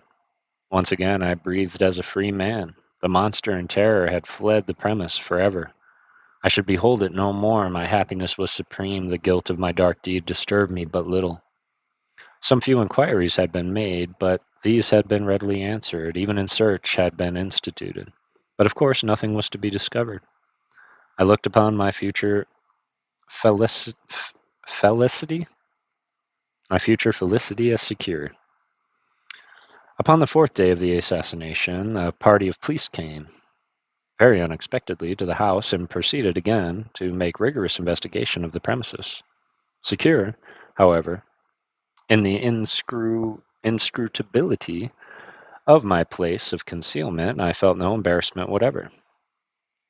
The officers bade me to accompany them in their search. They left no nook or corner unexplored. At length, for the third or fourth time, they descended into the cellar. I quivered not in a muscle. My heart beat calmly as that of one who slumbers in innocence. I walked in the cellar from end to end, folded my arms upon my bosom, and roamed easily to and fro. The police were thoroughly satisfied and prepared to depart. The glee at my heart was too strong to be restrained. I burned to say if but one word, the way of triumph, by way of triumph, and to render doubly sure their assurance of my guiltlessness. Gentlemen, I said at last, as the party ascended the steps, I delight to have allayed your suspicions. I wish you all health and a little more courtesy. By the by, gentlemen, this is a very well constructed house. And the rabbit desired to say something easily. I scarcely knew what I uttered at all. I may say these excellent, well constructed house, these walls. Are you going, gentlemen? These walls are solidly put together. And here, through the mere frenzy of bravado, I rapped heavily with a cane which I had held in my hand upon the very portion of the brickwork behind which stood the corpse of my wife, of the wife of my bosom. But may God shield and deliver me from the fangs of the arch-fiend. No sooner had the reverberation of my blow sunk into silence than I had answered by a voice from within the tomb, by a cry, at first muffled and broken like a sobering of a child, and then quickly swelling into one long, loud, and continuous scream, utterly anomalous and inhuman, a howl, a wailing shriek, half of horror and half of triumph, such as might have arisen only out of hell, conjointedly from the throats of the damned in their agony and the demons that exiled in the damnation. Of my own thoughts it is folly to speak. Swooning, I staggered to the opposite wall. For one instant the party upon the stairs remained motionless. Through extremity of terror and of awe, in the next a dozen stout arms were toiling the wall. It fell bodily, the corpse, already greatly decayed and clouded with gore, stood erect before the eyes of the spectators. Upon its head, with with red extended mouth, a solitary eye of fire sat the hideous beast whose craft had seduced me into murder, and whose informing voice had consigned me to the hangman. I had walled the monster up within the tomb. Okay, yeah, that was pretty good. That was pretty good. I'm glad he got what he deserved. Yeah, finish it. Yeah, I'm really glad that he got what he deserved, which is trying to be all bravado with his cane, knocking on the wall, and everything comes crumbling down, and there she was, and with her was the cat. Which brings me to believe everybody be nice to your animals. Be nice to their animals. They can be vengeful little creatures.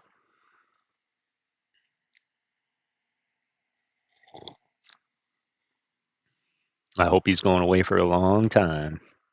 Seems like Edgar Allan has this constant theme in his stories where somebody does something terrible, they hide it, and then their own nerves and feelings make them unearth it.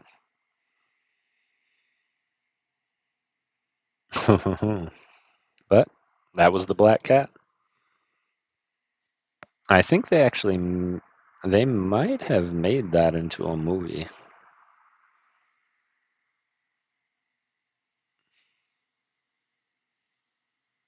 I don't know why I want to say that. Maybe I'm thinking Cat's Eyes, Stephen King. Maybe that's what I'm thinking of.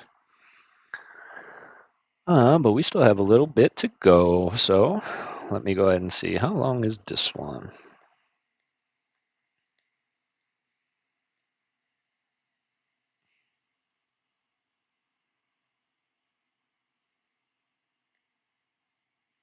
All right, I think we can.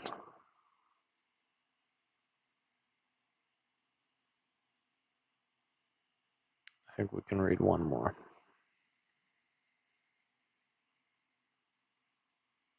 Yeah, I think we'll read one more.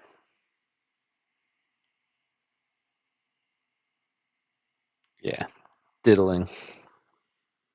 Got to go to bed. No worries at all, Mama. I appreciate you, and I love you too. I hope you have a beautiful rest of your night. Still 16 people in here. Super appreciate you guys coming in to hunker down and read with me. And we're going to read one more from Edgar Allan Poe, depending on how long that goes. But this is called Diddling, considered as one of the exact sciences. Starts with Hey Diddle Diddle, the cat and the fiddle. And without chapter breaks, it's hard to know when to stop and take a look at the chat. And good night, Mama Ghost. I really appreciate you being here.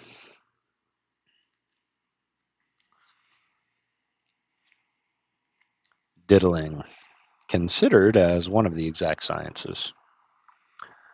Since the world begun, there have been two Jeremies.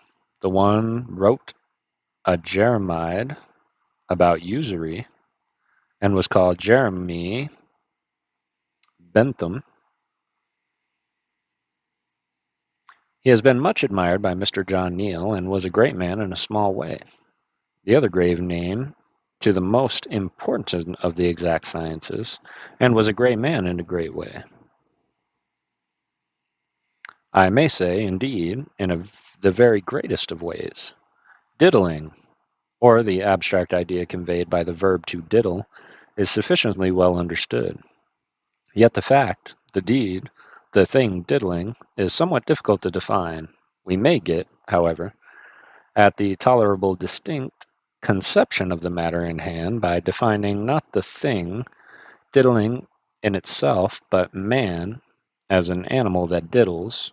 Had Plato been hit upon had Plato but hit upon this, he would have been spared the affront of the picked chickens. Very pertinently, it is demanded of Plato, why a picked chicken, which is clearly a bite without feathers, was not, according to his own definition, a man. But I am not to be bothered by any similar query. Man is an animal that diddles, and there is no animal that diddles but man.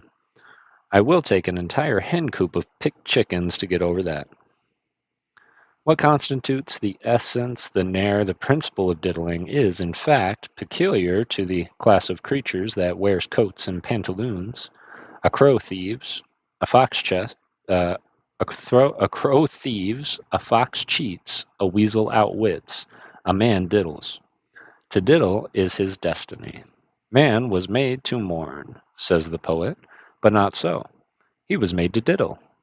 This is his aim, his object, his end. And for this reason, when a man diddled, we say he's done. Diddling, rightly considered, is a compound of which the ingredients are minuteness, interest, perseverance, ingenuity, audacity, nonchalance, originality, impertinence, and grin. Minuteness. Your diddler is minute. His operation are upon a small scale. His business is retail for cash or approved paper at sight. Should he ever be tempered into magnificent speculation, he then at once loses his distinctive features and becomes what we term financier. This latter word conveys the diddling idea that every respect except that of magnitude. A diddler may thus be regarded as a banker, in petto a financial operation, as a diddle and broberding, as a diddle at broberding, the one is to the other, as Homer is to Flacius, as the mastodon is to a mouse, as the tail of a comet is to that of a pig. Interests. Your diddler is guided by self-interest. He scorns to diddle for the mere sake of the diddle. He has an object in view, his pocket and yours. He regards always the main chance. He looks to number one. You are number two and must look to yourself. Perseverance. Your diddler perseveres. He is not readily discouraged. Should even the banks break, he cares nothing about it. He steadily pursues his end, and ut canesse coro nunquam abstare unco, whatever that means. So he never lets go of his game. Ingenuity. Your diddler is ingenious. He has constructiveness large. He understands plot. He invents and circumvents. Were he not Alexander, he would be Diogenes. Were he not a diddler, he would be a maker of patent rat traps or of angler for trout. Audacity. Your diddler is audacious. He is a bold man. He carries the war to Africa. He conquers all by assault. He would not fear the daggers of the Freiherren. With a little more prudence, Dick Turpin would have been made a good diddler. With the trifle less blarney, Daniel O'Connell. A pound or two more brains, Charles XII. Nonchalant, your diddler is nonchalant. He is not at all nervous. He never had any nerves. He has never seduced into a flurry. He is never put out, unless put out of doors. He is cool, cool as a cucumber. He is calm, calm as a smile from a ladyberry. He is easy, easy as an old glove of or the damsels of ancient Benet. Originality, your diddler is original, conscientiously so. His thoughts are his own. He would scorn to employ those of another.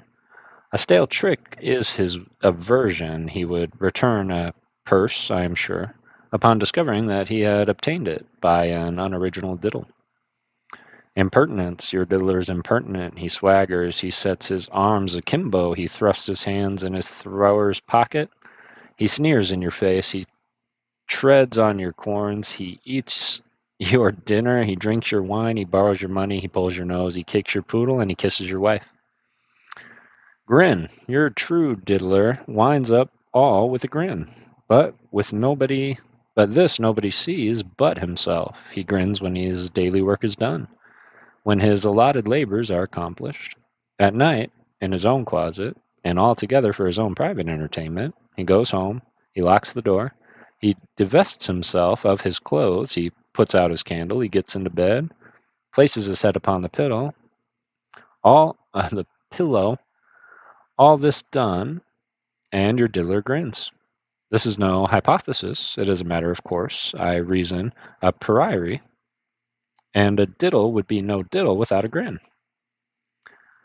The origin of the diddle is referable to the infancy of the human race. Perhaps the first diddler was Adam. At all events, we can trace the science back to the very remote period of antiquity. The moderns, however, have brought it to a perfection never dreamed of by our thick-headed progenitors. Without pausing to speak of the old saws, therefore, I saw content myself with a compendious amount of some of the more modern instances. A very good diddle is this. A housekeeper, in want of a sofa, for instance, is seen to go in and out of several cabinet warehouses. At length she arrives at one offering an excellent variety. She is accosted and invited to enter by a polite and voluble individual at the door. She finds a sofa well adapted to her views, and upon inquiring the price, is surprised and delighted to hear a sum named at least 20% lower than her expectations. She hastens to make the purchase, gets a bill and receipt, leaves her address with a request that the article be sent home as speedily as possible, and retires amid the profusion of bows from the shopkeeper. The night arrives, but no sofa. A servant is sent to make an inquiry about the delay. The whole transaction is denied. No sofa had been sold, no money received, except by the diddler, who played shopkeeper for the nonce. Our cabinet warehouses are left entirely unattended, and thus afford every facility for a trick of this kind. Visitors enter, look at furniture, and depart unheeded and unseen. Should anyone wish to purchase or to inquire the price of an article, a bell is at hand, and this is considered amply sufficient. Again, Quite a respectable diddle is this. A well-dressed individual enters a shop, makes a purchase to the value of the dollar, finds, much to his vexation, that he has left his pocketbook in another coat pocket, and so says to the shopkeeper, "My dear sir, never mind, just oblige me, will you, by sending the bundle home? But stay, I really believe that I have nothing less than a $5 bill, even there. However, you can send $4 in change with the bundle, you know."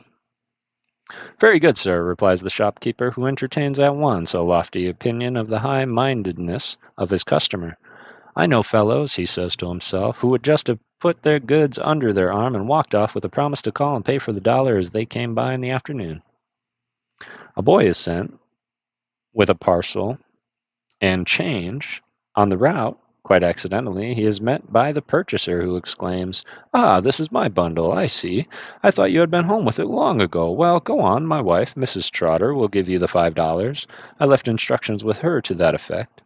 The change you might as well give to me. I shall want some silver for the post office. Very good. 1, 2, is this a good quarter? 3, 4, quite right. Say to Mrs. Trotter that Hmm? that you met me, and to be sure not to loiter on the way." The boy doesn't loiter at all, but he is a very long time in getting back from his errand, for press, uh, no lady of the precious name of Mrs. Trotter is to be discovered. He consoles himself, however, that he has not been such a fool as to leave the goods without the money, and re-entering his shop with the self-satisfied air, feels sensibly hurt and indignant with the master when his master asks him what had become of the change. A very simple diddle indeed is this. The captain of a ship which is about to sail is presented by an official-looking person with an unusually moderate bill of the city charges. Glad to get off so easily and confused by a hundred duties pressing upon him all at once, he discharges the claim forthwith. In about 15 minutes another and less reasonable bill is handed him by one who soon makes it evident that the first collector was a diddler, and the original collection a diddle. And here, too, is a somewhat similar thing. A steamboat is casting loose from a wharf. A traveler, portmanteau in his hand, is discovered running toward the wharf at full speed. Suddenly he makes a dead halt, stops, and picks up something from the ground in a very agitated manner. It is his pocketbook, and "Has any gentleman lost a pocketbook?" he cries. No one can say that he has exactly lost a pocketbook, but a great excitement ensues when the treasure trove is found to be of value. A boat, however, must not be detained. "Time and tide wait for no man," says the captain. "For God's sake, stay only a few minutes," says the finder of the book. The true claimant will presently appear." "Can't wait," replies the man in authority. "Cast off there, do you hear?" "What am I to do?" asks the finder, in great tribulation. "I am about to leave the country for some years, and I cannot conscientiously retain this large amount in my possession. I beg your pardon, sir." Here he addresses the gentleman on the shore. "But will you have an air of honest man? Will you confer upon me the favor of taking charge of this pocketbook? I know I can trust you, and of advertising it. The notes, you see, amount to a very considerable sum. The owner will no doubt insist upon rewarding you for your trouble." "Me? No, you. It was you who found the book." "Well, if you must have it so, I will take a small reward, just to satisfy your scruples.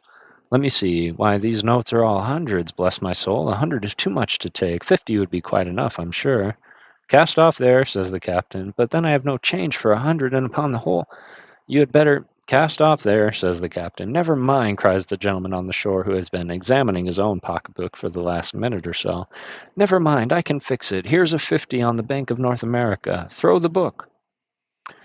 And the overconscientious finder takes the 50 with marked reluctance, and throws the gentleman the book as desired, while the steamboat fumes and fizzles on their way. In about half an hour after their departure, the large amount is seen to be counterfeit presentment, and the whole thing a capital diddle. A bold diddle is this: a camper meeting, or something similar, as to be held at a certain spot, which is accessible only by means of a free bridge. A diddler stations himself upon this bridge, respectfully informs all passers-by of the new county law, which establishes a toll of 1 cent per foot passenger. 1 cent for foot passengers, 2 for horses and donkeys, and so forth and so forth. Some grumble, but all submit, and the diddler goes home a wealthier man by some $50 or $60 well earned. This taking a toll from the great crowd of people and the excessive troublesome thing. A neat diddle is this. A friend holds one of the diddler's promises to pay, filled up and signed in due form, upon the ordinary blanks printed in red ink, and diddler purchases 1 or 2 dozen of these blanks, and every day dips one of them in his soup, makes his dog jump for it, and finally gives it to him. As a bonne bouche, as a bonne bouche. The note arriving at maturity, the diddler, with the diddler's dog, calls upon the friend, and the promise to pay is made the topic of discussion. The friend produces it from his escritoire, and is in the act of reaching it to the diddler, when it jumps the diddler's dog and devours it forthwith. The diddler is not only surprised but vexed, and incensed at the absurd behavior of this dog, and expresses his entire readiness to cancel the obligation at any moment when the evidence of the obligation shall be forthcoming. A very mean diddle is this. A lady is insulted in the streets by a diddler's accomplice. The diddler himself flies to her assistance, and giving his friend a comfortable thrashing, insists upon attending the lady to her own door. He bows with his hand upon his heart, the most respectable birds to her adieu. She entreats him, as her deliverer, to walk in and be introduced to her big brother and her papa. With a sigh, he declines to do so. There is no way then, sir, she mutters, in which I may be permitted to testify my gratitude. Why, yes, madam, there is. Will you be so kind enough to lend me a couple of shillings? In the first excitement of the moment, the lady decides upon fainting outright. Upon second thought, however, she opens her purse, strings, and delivers a spicy.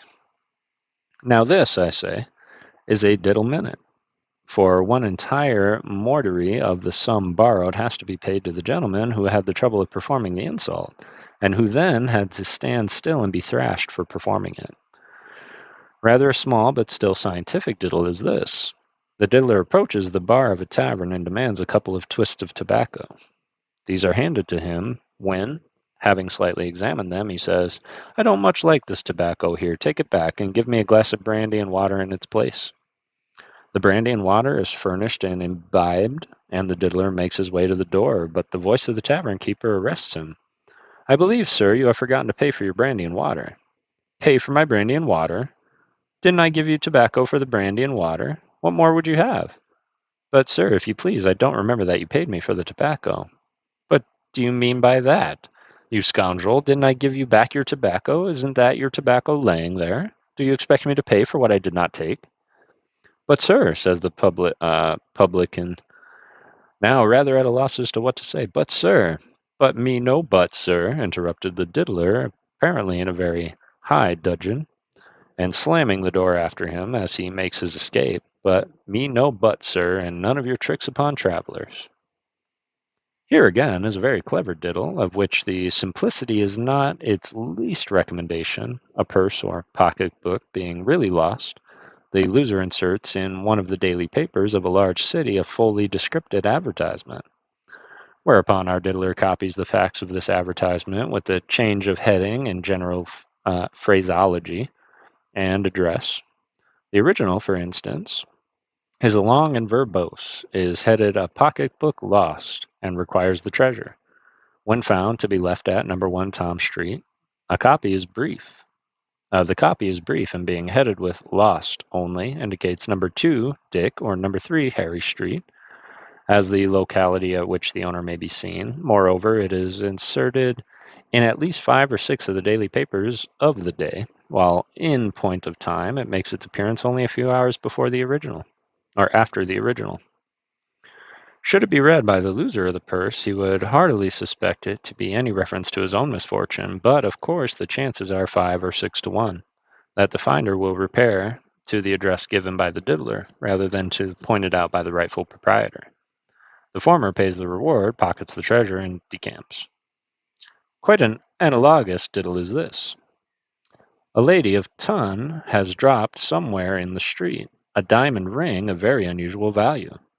For its recovery, she offers some $40 or $50 reward, giving in her advertisement a very minute description of the gem and of its setting, and declaring that on its restoration at no so and so, at number so and so in such and such avenue, the reward would be paid instant, without a single question being asked.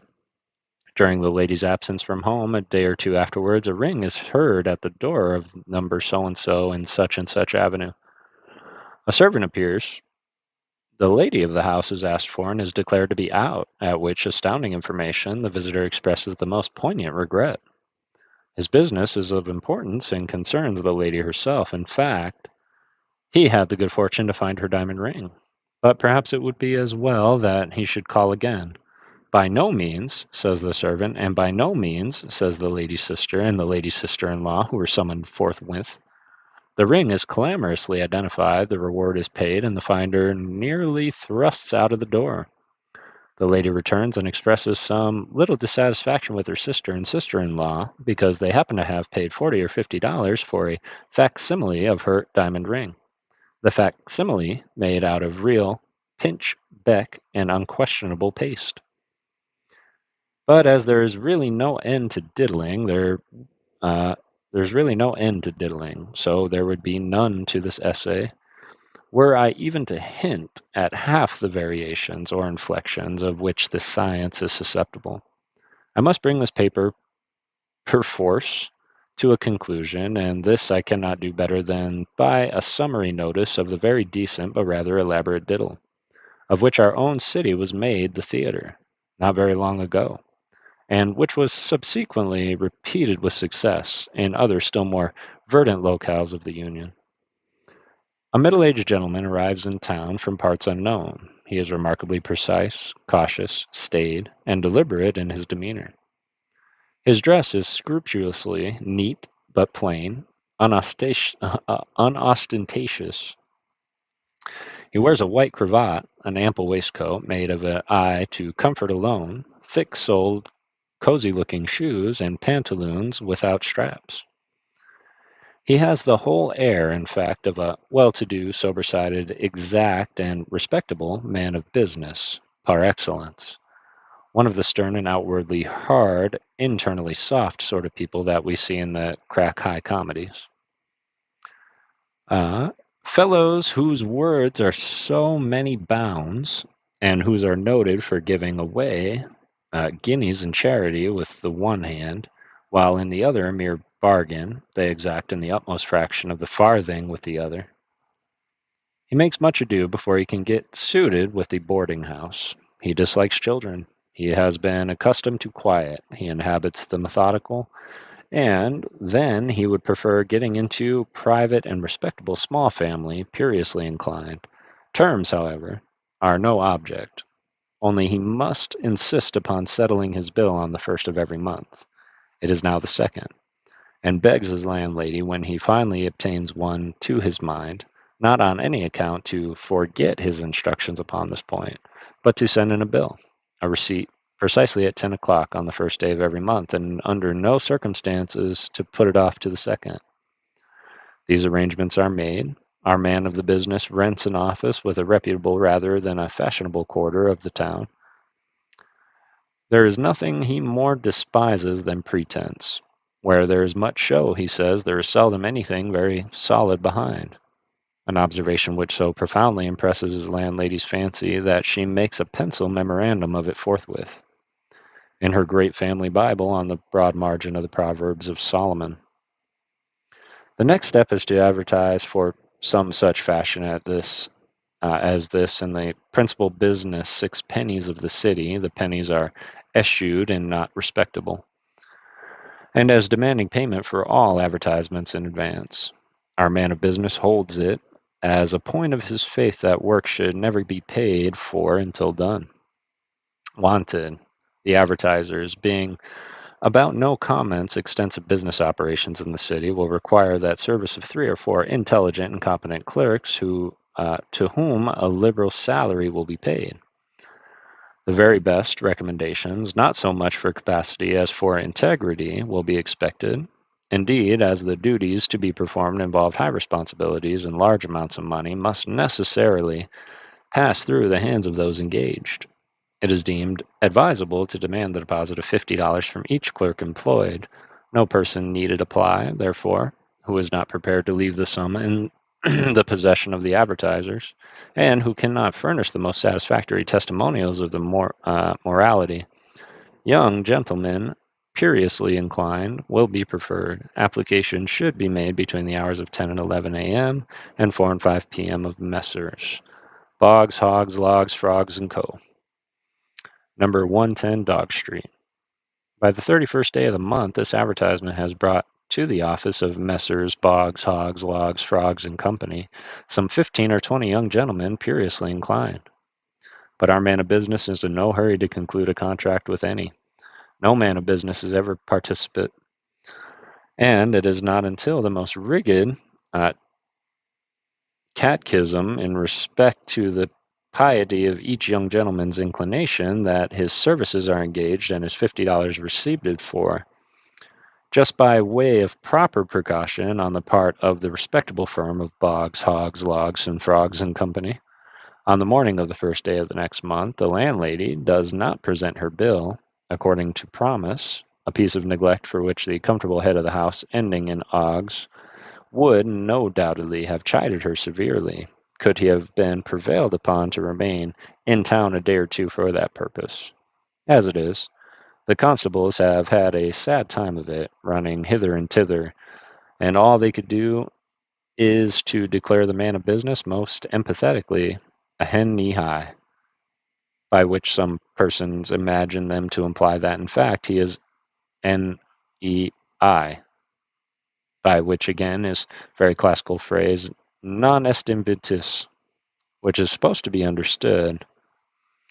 In the meantime, the young gentlemen, one and all, are somewhat less piously inclined than before, while the landlady, purchasing a shilling's worth of the Indian's rubber, and very carefully obliterates the pencil memorandum that some fool has made in her great family's Bible on the broad margins of Proverbs of Solomon. The last diddle kind of lost me a little, but that's okay. Hey, E.T. Hope it's going well. What? Diddler was the first word I heard. That was the whole story. Was the diddler. What's up, Jay Bear?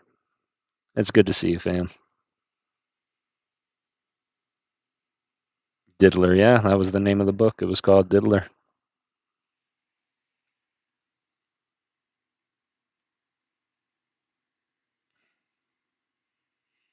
All right, let's see. I do want you all to decide how you're feeling. If you want to keep going, here one more before we wrap it up.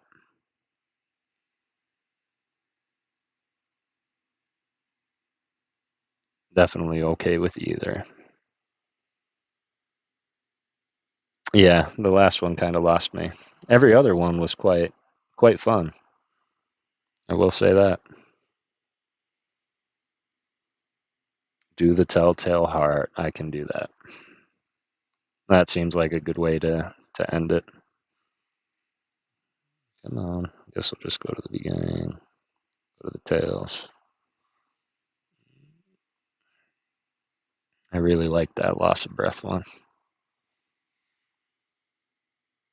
I enjoyed listening to you. Have a good evening. Yeah, you as well. You as well. We're going to do one more. We're going to do the Telltale Heart. And yeah, feel free to come on back anytime on Monday. We always do reading. Thursdays, we do art. So right now I'm building a giant 4D Squirtle, kind of like the Bulbasaur right here. So you can come and hang out with us and look through the art of the cards and build them all up. And then on Saturday, we normally do the big Pokemon stream, opening cards if we can get them, doing giveaways and playing games and stuff. So yeah, really appreciate you coming here. Oh, I'm excited for the Squirtle too. All right. Well, Sean made an interesting suggestion, and it did cross my mind to do the Telltale Heart, which is another pretty popular Edgar Allan Poe. And we're just past that 2-hour mark, so we'll read this one, and then we'll wrap it up so I can get some dinner and get some good rest. But really appreciate y'all. Got 29 likes in the stream. Go ahead and smash that like if we haven't already. And this is The Telltale Heart by Edgar Allan Poe. Absolutely. Thank you. True. Nervous, very, very dreadfully nervous I had been and am. But why will you say that I'm mad? The disease had sharpened my senses, not destroyed, not dulled them. Above all was the sense of hearing acute. I heard all things in the heaven and in the earth. I heard many things in hell. How, then, am I mad? Hearken, and observe how healthily, how calmly I can tell you the whole story. It is impossible to say how the idea entered my brain, but once conceived, it haunted me day and night. Object there was none, passion there was none. I loved the old man.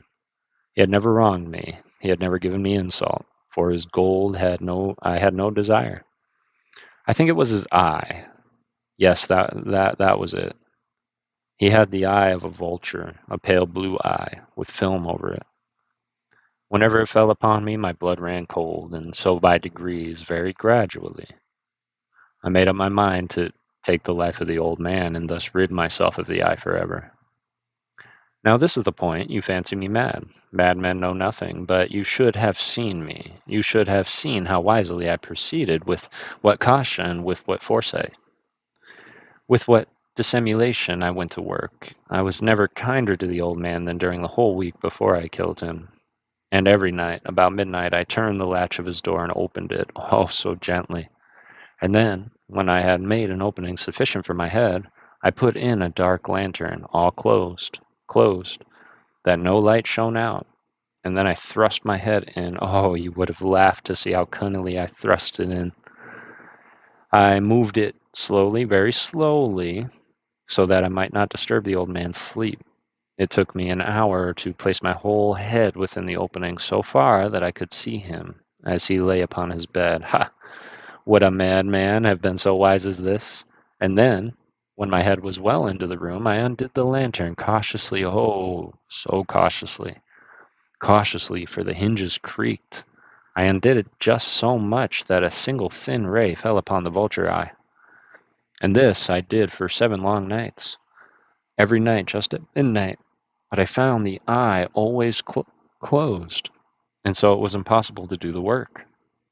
For it was not the old man who vexed me, but his evil eye. And every morning, when the day broke, I went boldly into the chamber and spoke courageously to him, calling him by name in a hearty tone, and inquiring how he had passed the night. So you see, he would have been very profound old man, indeed, to suspect that every night, just at 12, I looked upon him while he slept. Upon the 8th night, I was more than usually cautious in opening the door. A watch's minute hand moves more quickly than did mine. Never before, that night, had I felt the extent of my own powers, of my sagacity. I could scarcely contain my feelings of triumph, to think that there I was, opening the door little by little, and he did not even dream of my secret deeds or thoughts. I fairly chuckled at the idea, and perhaps he heard me, for he moved on the bed suddenly as if startled. Now you may think that I drew back, but no.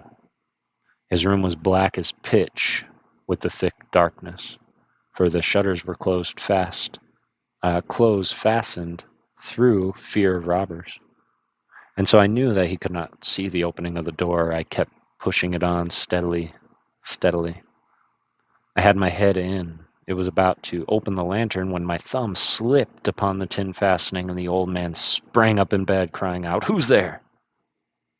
I kept quite still and said nothing. For a whole hour I did not move a muscle, and in the meantime I did not hear him lie down. He was still sitting up in bed listening, just as I have done night after night, hearkening to the death watches in the wall. Presently I heard a slight groan, and I knew it was the groan of mortal terror.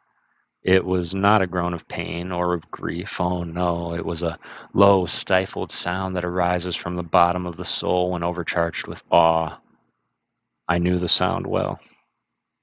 Many a night, just at midnight, when all the world slept, as had welled up from my own bosom, deepening, with its dreadful echo, the terrors that distracted me. I say I knew it well. I knew what the old man felt. I pitied him, although I chuckled at heart. I knew that he had been lying awake ever since the first slight noise when he had turned in bed. His fears had been ever since growing upon him. He had been trying to fancy them causeless, but could not.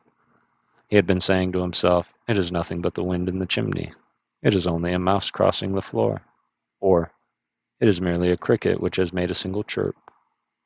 Yes, he has been trying to comfort himself with these suppositions. But he had found all in vain, because death, in approaching him, had stalked with his black shadow before him and enveloped the victim, and it was mournful influence of his unperceived shadow that caused him to feel, although he neither saw nor heard, to feel the presence of my head within the room. When I had waited a long time, very patiently, without hearing him lie down, I resolved to open a very, very little crevice in the lantern. So I opened it.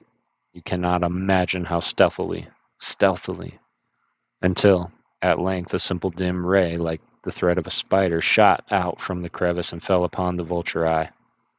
It was open, wide, wide open, and I grew furious as I gazed upon it. I saw it with perfect distinctness, all the dull blue, with the hideous veil over it that chilled the very marrow of my bones. But I could see nothing else of the old man's face or person, for I had directed the light, as if by instinct, precisely upon that damned spot. And have I not told you that what you mistake for as madness is but over-acuteness of the senses? Now, I say, there came to my ears a low, dull, quick sound, such as a watch makes when enveloped in cotton. I knew that sound well, too. It was the beating of the old man's heart. It increased my fury, as the beating of the drum simulates the soldiers into courage. But even yet I refrained and kept still. I scarcely breathed. I held the lantern motionless. I tried how steadily I could maintain the ray upon the eye. Meantime, the hellish tattoo of the heart increased, and it grew quicker and quicker and louder every instant. The old man's terror must have been extreme. It grew louder, I say louder, every moment. Do you mark me well? I have told you that I am nervous, so I am. And now, at the dead hour of the night, amid the dreadful silence of that old house, so strange a noise as this excited me to uncontrollable terror. Yet for some minutes longer I refrained and stood still. But the beating grew louder, louder. I thought the heart must burst. And now a new anxiety seized me. The sound would be heard by the neighbors. The old man's hour had come. With a loud yell, I threw open the lantern and leaped into the room. He shrieked once only. In an instant, I dragged him to the floor and pulled the heavy bed over him, and then smiled gaily to find the deed so far done. But for many minutes, the heart beat on with a muffled sound. This, however, did not vex me. It would not be heard through the wall. At length it ceased. The old man was dead. I removed the bed and examined the corpse. Yes, he was stone dead. I placed my hand upon the heart and held it there for many minutes. There were no pulsation. He was stone dead. His eye would trouble me no more. If still you think me mad, you will think so no longer when I describe the wise precautions I took for the concealment of the body. The night waned, and I worked hastily in that silence. First of all, I dismembered the corpse. I cut off the head and the arms and legs. I then took up 3 planks from the flooring of the chamber and deposited all between the scantlings. I then replaced the board so cleverly, so cunningly, that no human eye, not even his, could have detected anything wrong. There was nothing to wash out, no stain of any kind, no blood spot whatever. I had been too wary for that. A tub had caught all. Ha ha! When I had made an end of these labors, it was 4 o'clock, still dark as midnight. As the bell sounded the hour, there came a knocking at the street door. I went down to open it with a light heart, for what had I now to fear? There entered three men, who introduced themselves with perfect suavity as officers of the police. A shriek had been heard by a neighbor during the night. Suspicion of foul play had been aroused, information had been lodged at the police office, and they, the officers, had been deputed to search the premises. I smiled. For what I had fear? For what had I to fear? I bade the gentleman welcome. The shriek, I said, was my own in a dream. The old man I mentioned was absent in the country. I took my visitors all over the house. I bade them search well. I led them at length to his chamber. I showed them his treasures, secure, undisturbed. In the enthusiasm of my confidence, I brought chairs into the room and desired them here to rest from their fatigues, while I myself, in a wild audacity of my perfect triumph, placed my own seat upon the very spot beneath which reposed the corpse of the victim. The officers were satisfied. My manner had convinced them. I was singularly at ease. They sat, and while I answered cheerily, they chatted of familiar things. But ere long, I felt myself getting pale and wished them gone. My head ached, and I fancied a ringing in my ears, but still they sat, and still chatted. The ringing became more distinct. It continued and became more distinct. I talked more freely to get rid of the feeling, but it continued and gained definedness until at length I found that the noise was not within my ears. No doubt I now grew very pale, but I talked more fluently and with a heightened voice. Yet the sound increased.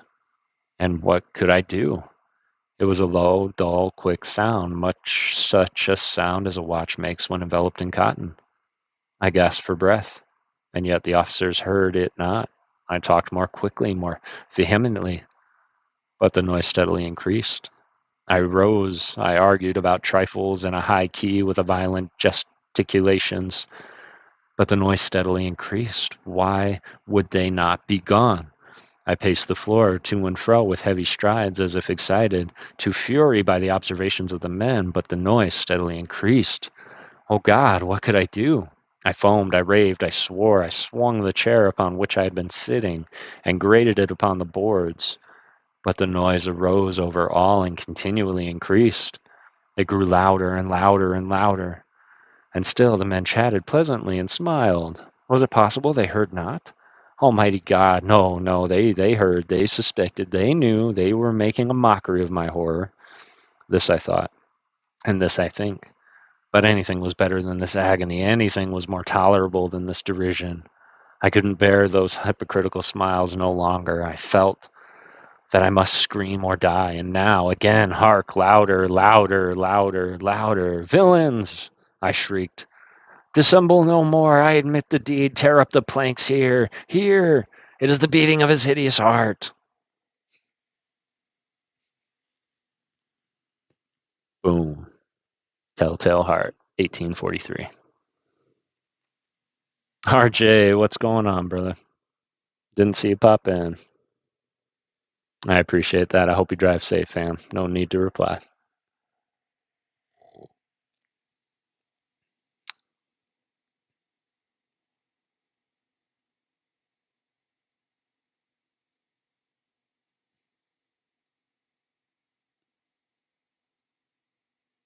I agree, Sean, 100%. 100%. That's one of his best works. And again, it wasn't a Treehouse of Horror, but The Simpsons also did a version of the Telltale Heart, and that was the thing Lisa said. The beating of that hideous heart. I mean, I think I hear something. Appreciate that. Thank you, Rafa. This has been, excuse me, this has been fun. I like that story the best too. Yeah, I liked it the best too. Some of the stories are a little bit easier to read, and I really love when he's talking as somebody and not talking about something. Because some of these descriptions, man, I swear I just read 4 different languages tonight. And I appreciate you all as I stammer through some of that stuff too. We are going to transition, however. So the transition is going to be for our holidays. We are going to be starting in on probably some Christmas stories, and I would like to get to the actual Christmas stories, which would be great. But we are going to be doing a Christmas Carol, and the Christmas Carol, for those that don't know, is the ghosts of Christmas past, present, and future coming and visiting an old rich man and to showing a little bit of goodwill and fortune towards man. So that's one of my favorite stories around Christmas time. If y'all want to know what my favorite version of that story is, it was actually in the 70s with Albert Finney, and it was a musical. And those songs, it's like a core memory for me and my family because my father introduced me to it, and we would sing the songs together. And then when my son was born, we introduced him, and now he sings the songs. So yeah, excellent. Yeah, definitely. And what I will say is this, there is only one rule, too, if you count, we want to keep it as family friendly as possible. But one rule to me reading anything, and that is going to be, it has to be in public domain. If there's a story in public domain and you want me to read it, I do take recommendations. Favorite version of Scrooge, that is a good version. That is, it's hard to deny the Bill Murray version of Scrooge isn't a good one. My favorite as a kid was actually Scrooge McDuck. He came and played actual Ebenezer Scrooge in the Christmas Carol.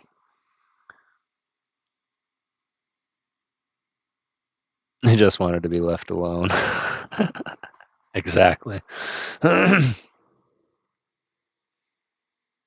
Exactly.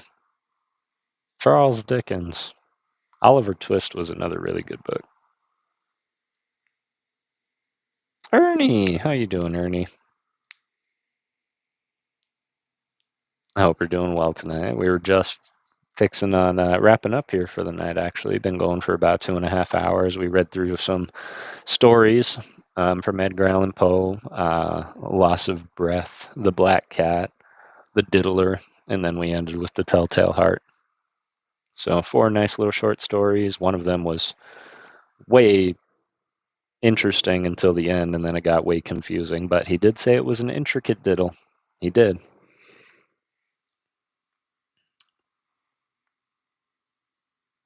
But yes, absolutely appreciate everybody here joining me on the TV. Beautiful. We have read Sleepy Hollow, in fact. We read that last Monday.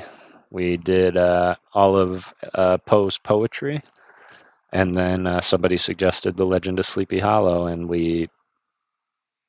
it was funny because I had bought it that morning in anticipation that I would get to it.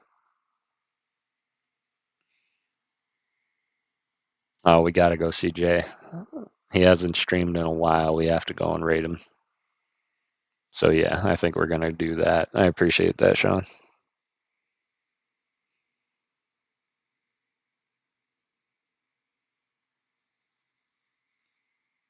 Yeah, definitely. And it's another one of those books, Matt, where it had a lot of those big words in it. So I apologize. I'm gonna get better at reading some of these big words eventually. But yeah, let me know what you think.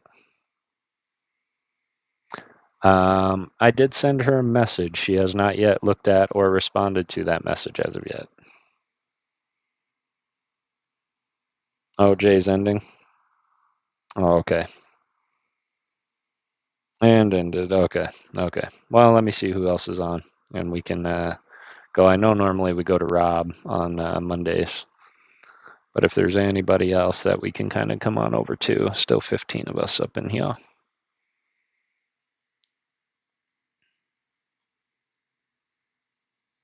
Mm. Oh, maybe I should have tried that. I'll try that next time. If it starts a new live, I'll just start live and then I'll just go raid my other one from here. Oh, but I don't know if I can start it that way. So I'll probably be right there. Let's see, we got Spokat, Pokedon, Vicariously, Dagger, Pokeboys. Holy moly, we've got a lot of options here. Let's see. What are you guys saying? Sleepy Hollow sounds good. Read on Halloween night. That does. And I was thinking about doing a Friday night Halloween stream with y'all, if y'all would like that. And we can do a plethora of everything. We can just read if you would like. Um, love hearing Edgar Allan. Man, you would love last Monday, Jay Bear. We read through every bit of poetry. Yeah, absolutely, Ernie. And let me know.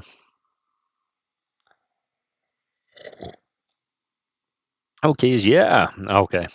I'll think about it because if there's like stuff going on for Halloween or stuff, I might need to be doing that. But I certainly want to. We could do a one last reading stream on Halloween. We can do that on Halloween night.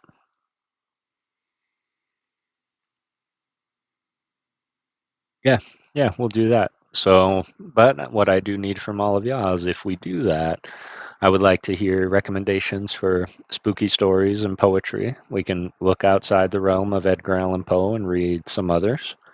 But if you could, and you do have recommendations or things you would like me to read on that Monday, leave them in my Discord under the poetry and stuff, your favorite poetry, and I will start collecting them from there and getting them all ready. So, yeah, we'll do it that way. All right. Well, with that, I think we're going to stick with what we typically do here. And I think we'll just go on over and see red or blue.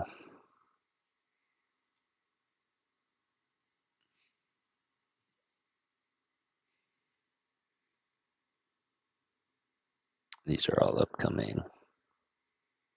Rip and Ship. Yeah. Let's go see your boy Rob.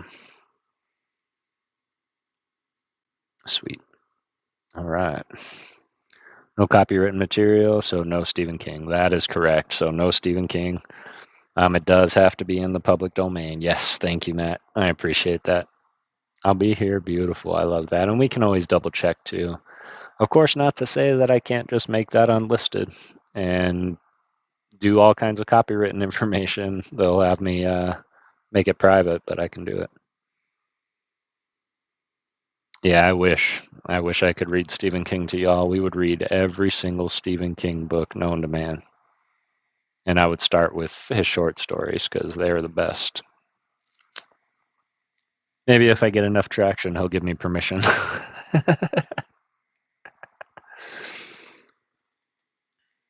Ooh, just shy of 30 likes tonight.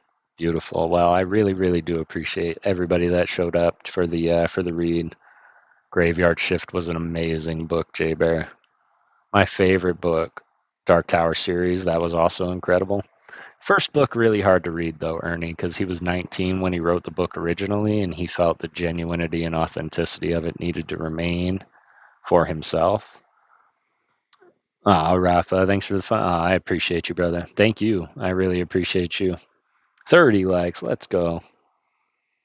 Very enjoyable this cold and rainy today. That was amazing. Oh, I appreciate that.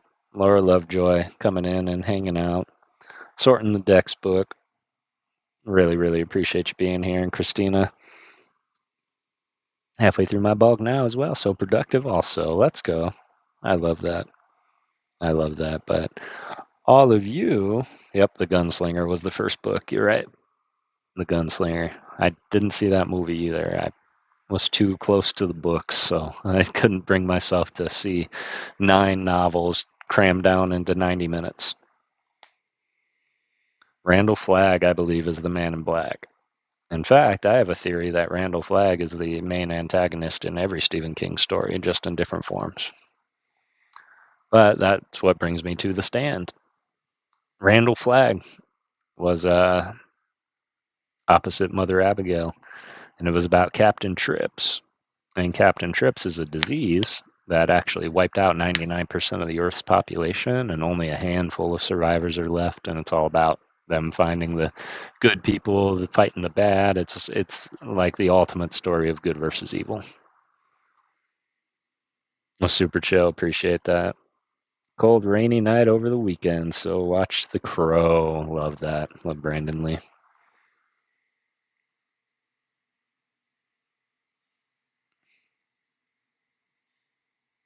No, it wasn't bad at all. Oh, you mean the series for the Gunslinger? Or you mean the Gunslinger itself? I liked them. And then classic It, Carrie, Tommy Knocker's Misery, The Shining, Doctor Sleep, which many people don't know is actually a direct sequel to The Shining, where Daniel Torrance grows up and goes back to the Overlook.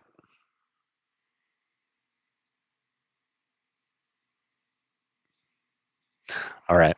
I can just sit here and talk about all this all night, y'all, but I haven't had a chance to crush some dinner yet, so I'm going to go and make some potatoes and hunker down and hang out with Rob for a little bit. But really, really appreciate everybody being here. You have no idea how much it means to me that y'all like the reading streams. Back in the day when they filmed it as the part, they filmed it in the streets from me and was a stand-in, but ended up getting the cut. Oh man, that sucks, Jay. That's incredible though that you were there. I really liked how they did it in the past, how they did like in between. Oh, the Stand miniseries. Yes, you are right. You are right, Ernie. That wasn't bad either. And I don't mean the new one. I mean the old one was pretty good with Rob Lowe and I think there was a Busey in there, and it had oh, what's her name? 16 Candles, St. Elmo's Fire, Molly Ringwald. Still got paid. Hey, that's all that matters. That's all that matters. Man, that stinks. The original. Yep, you got it, Ernie. The original one. Well, everybody, I really, really appreciate you being here. Um, and that these streams took off. So it really makes my, I don't know, it's kind of like a dream come true, childhood dream come true that everybody looks forward to these streams on Monday and my love of reading. That's because Stephen King did it. Rafa, that's why. Ta-ta for now. Yes, you all have a beautiful rest of your night. And always remember, Ghost fam, to always go out and get everything that you set out to get. And do not let anything stop you. But it takes $0 to be a good person. So always do it through peace, love, and Pokemon. And thank you all for believing in ghosts. Oh, it is Tuesday there. That's right. Or Tuesday. Thank you all for believing in ghosts. Have a beautiful night, and we'll see you on Thursday.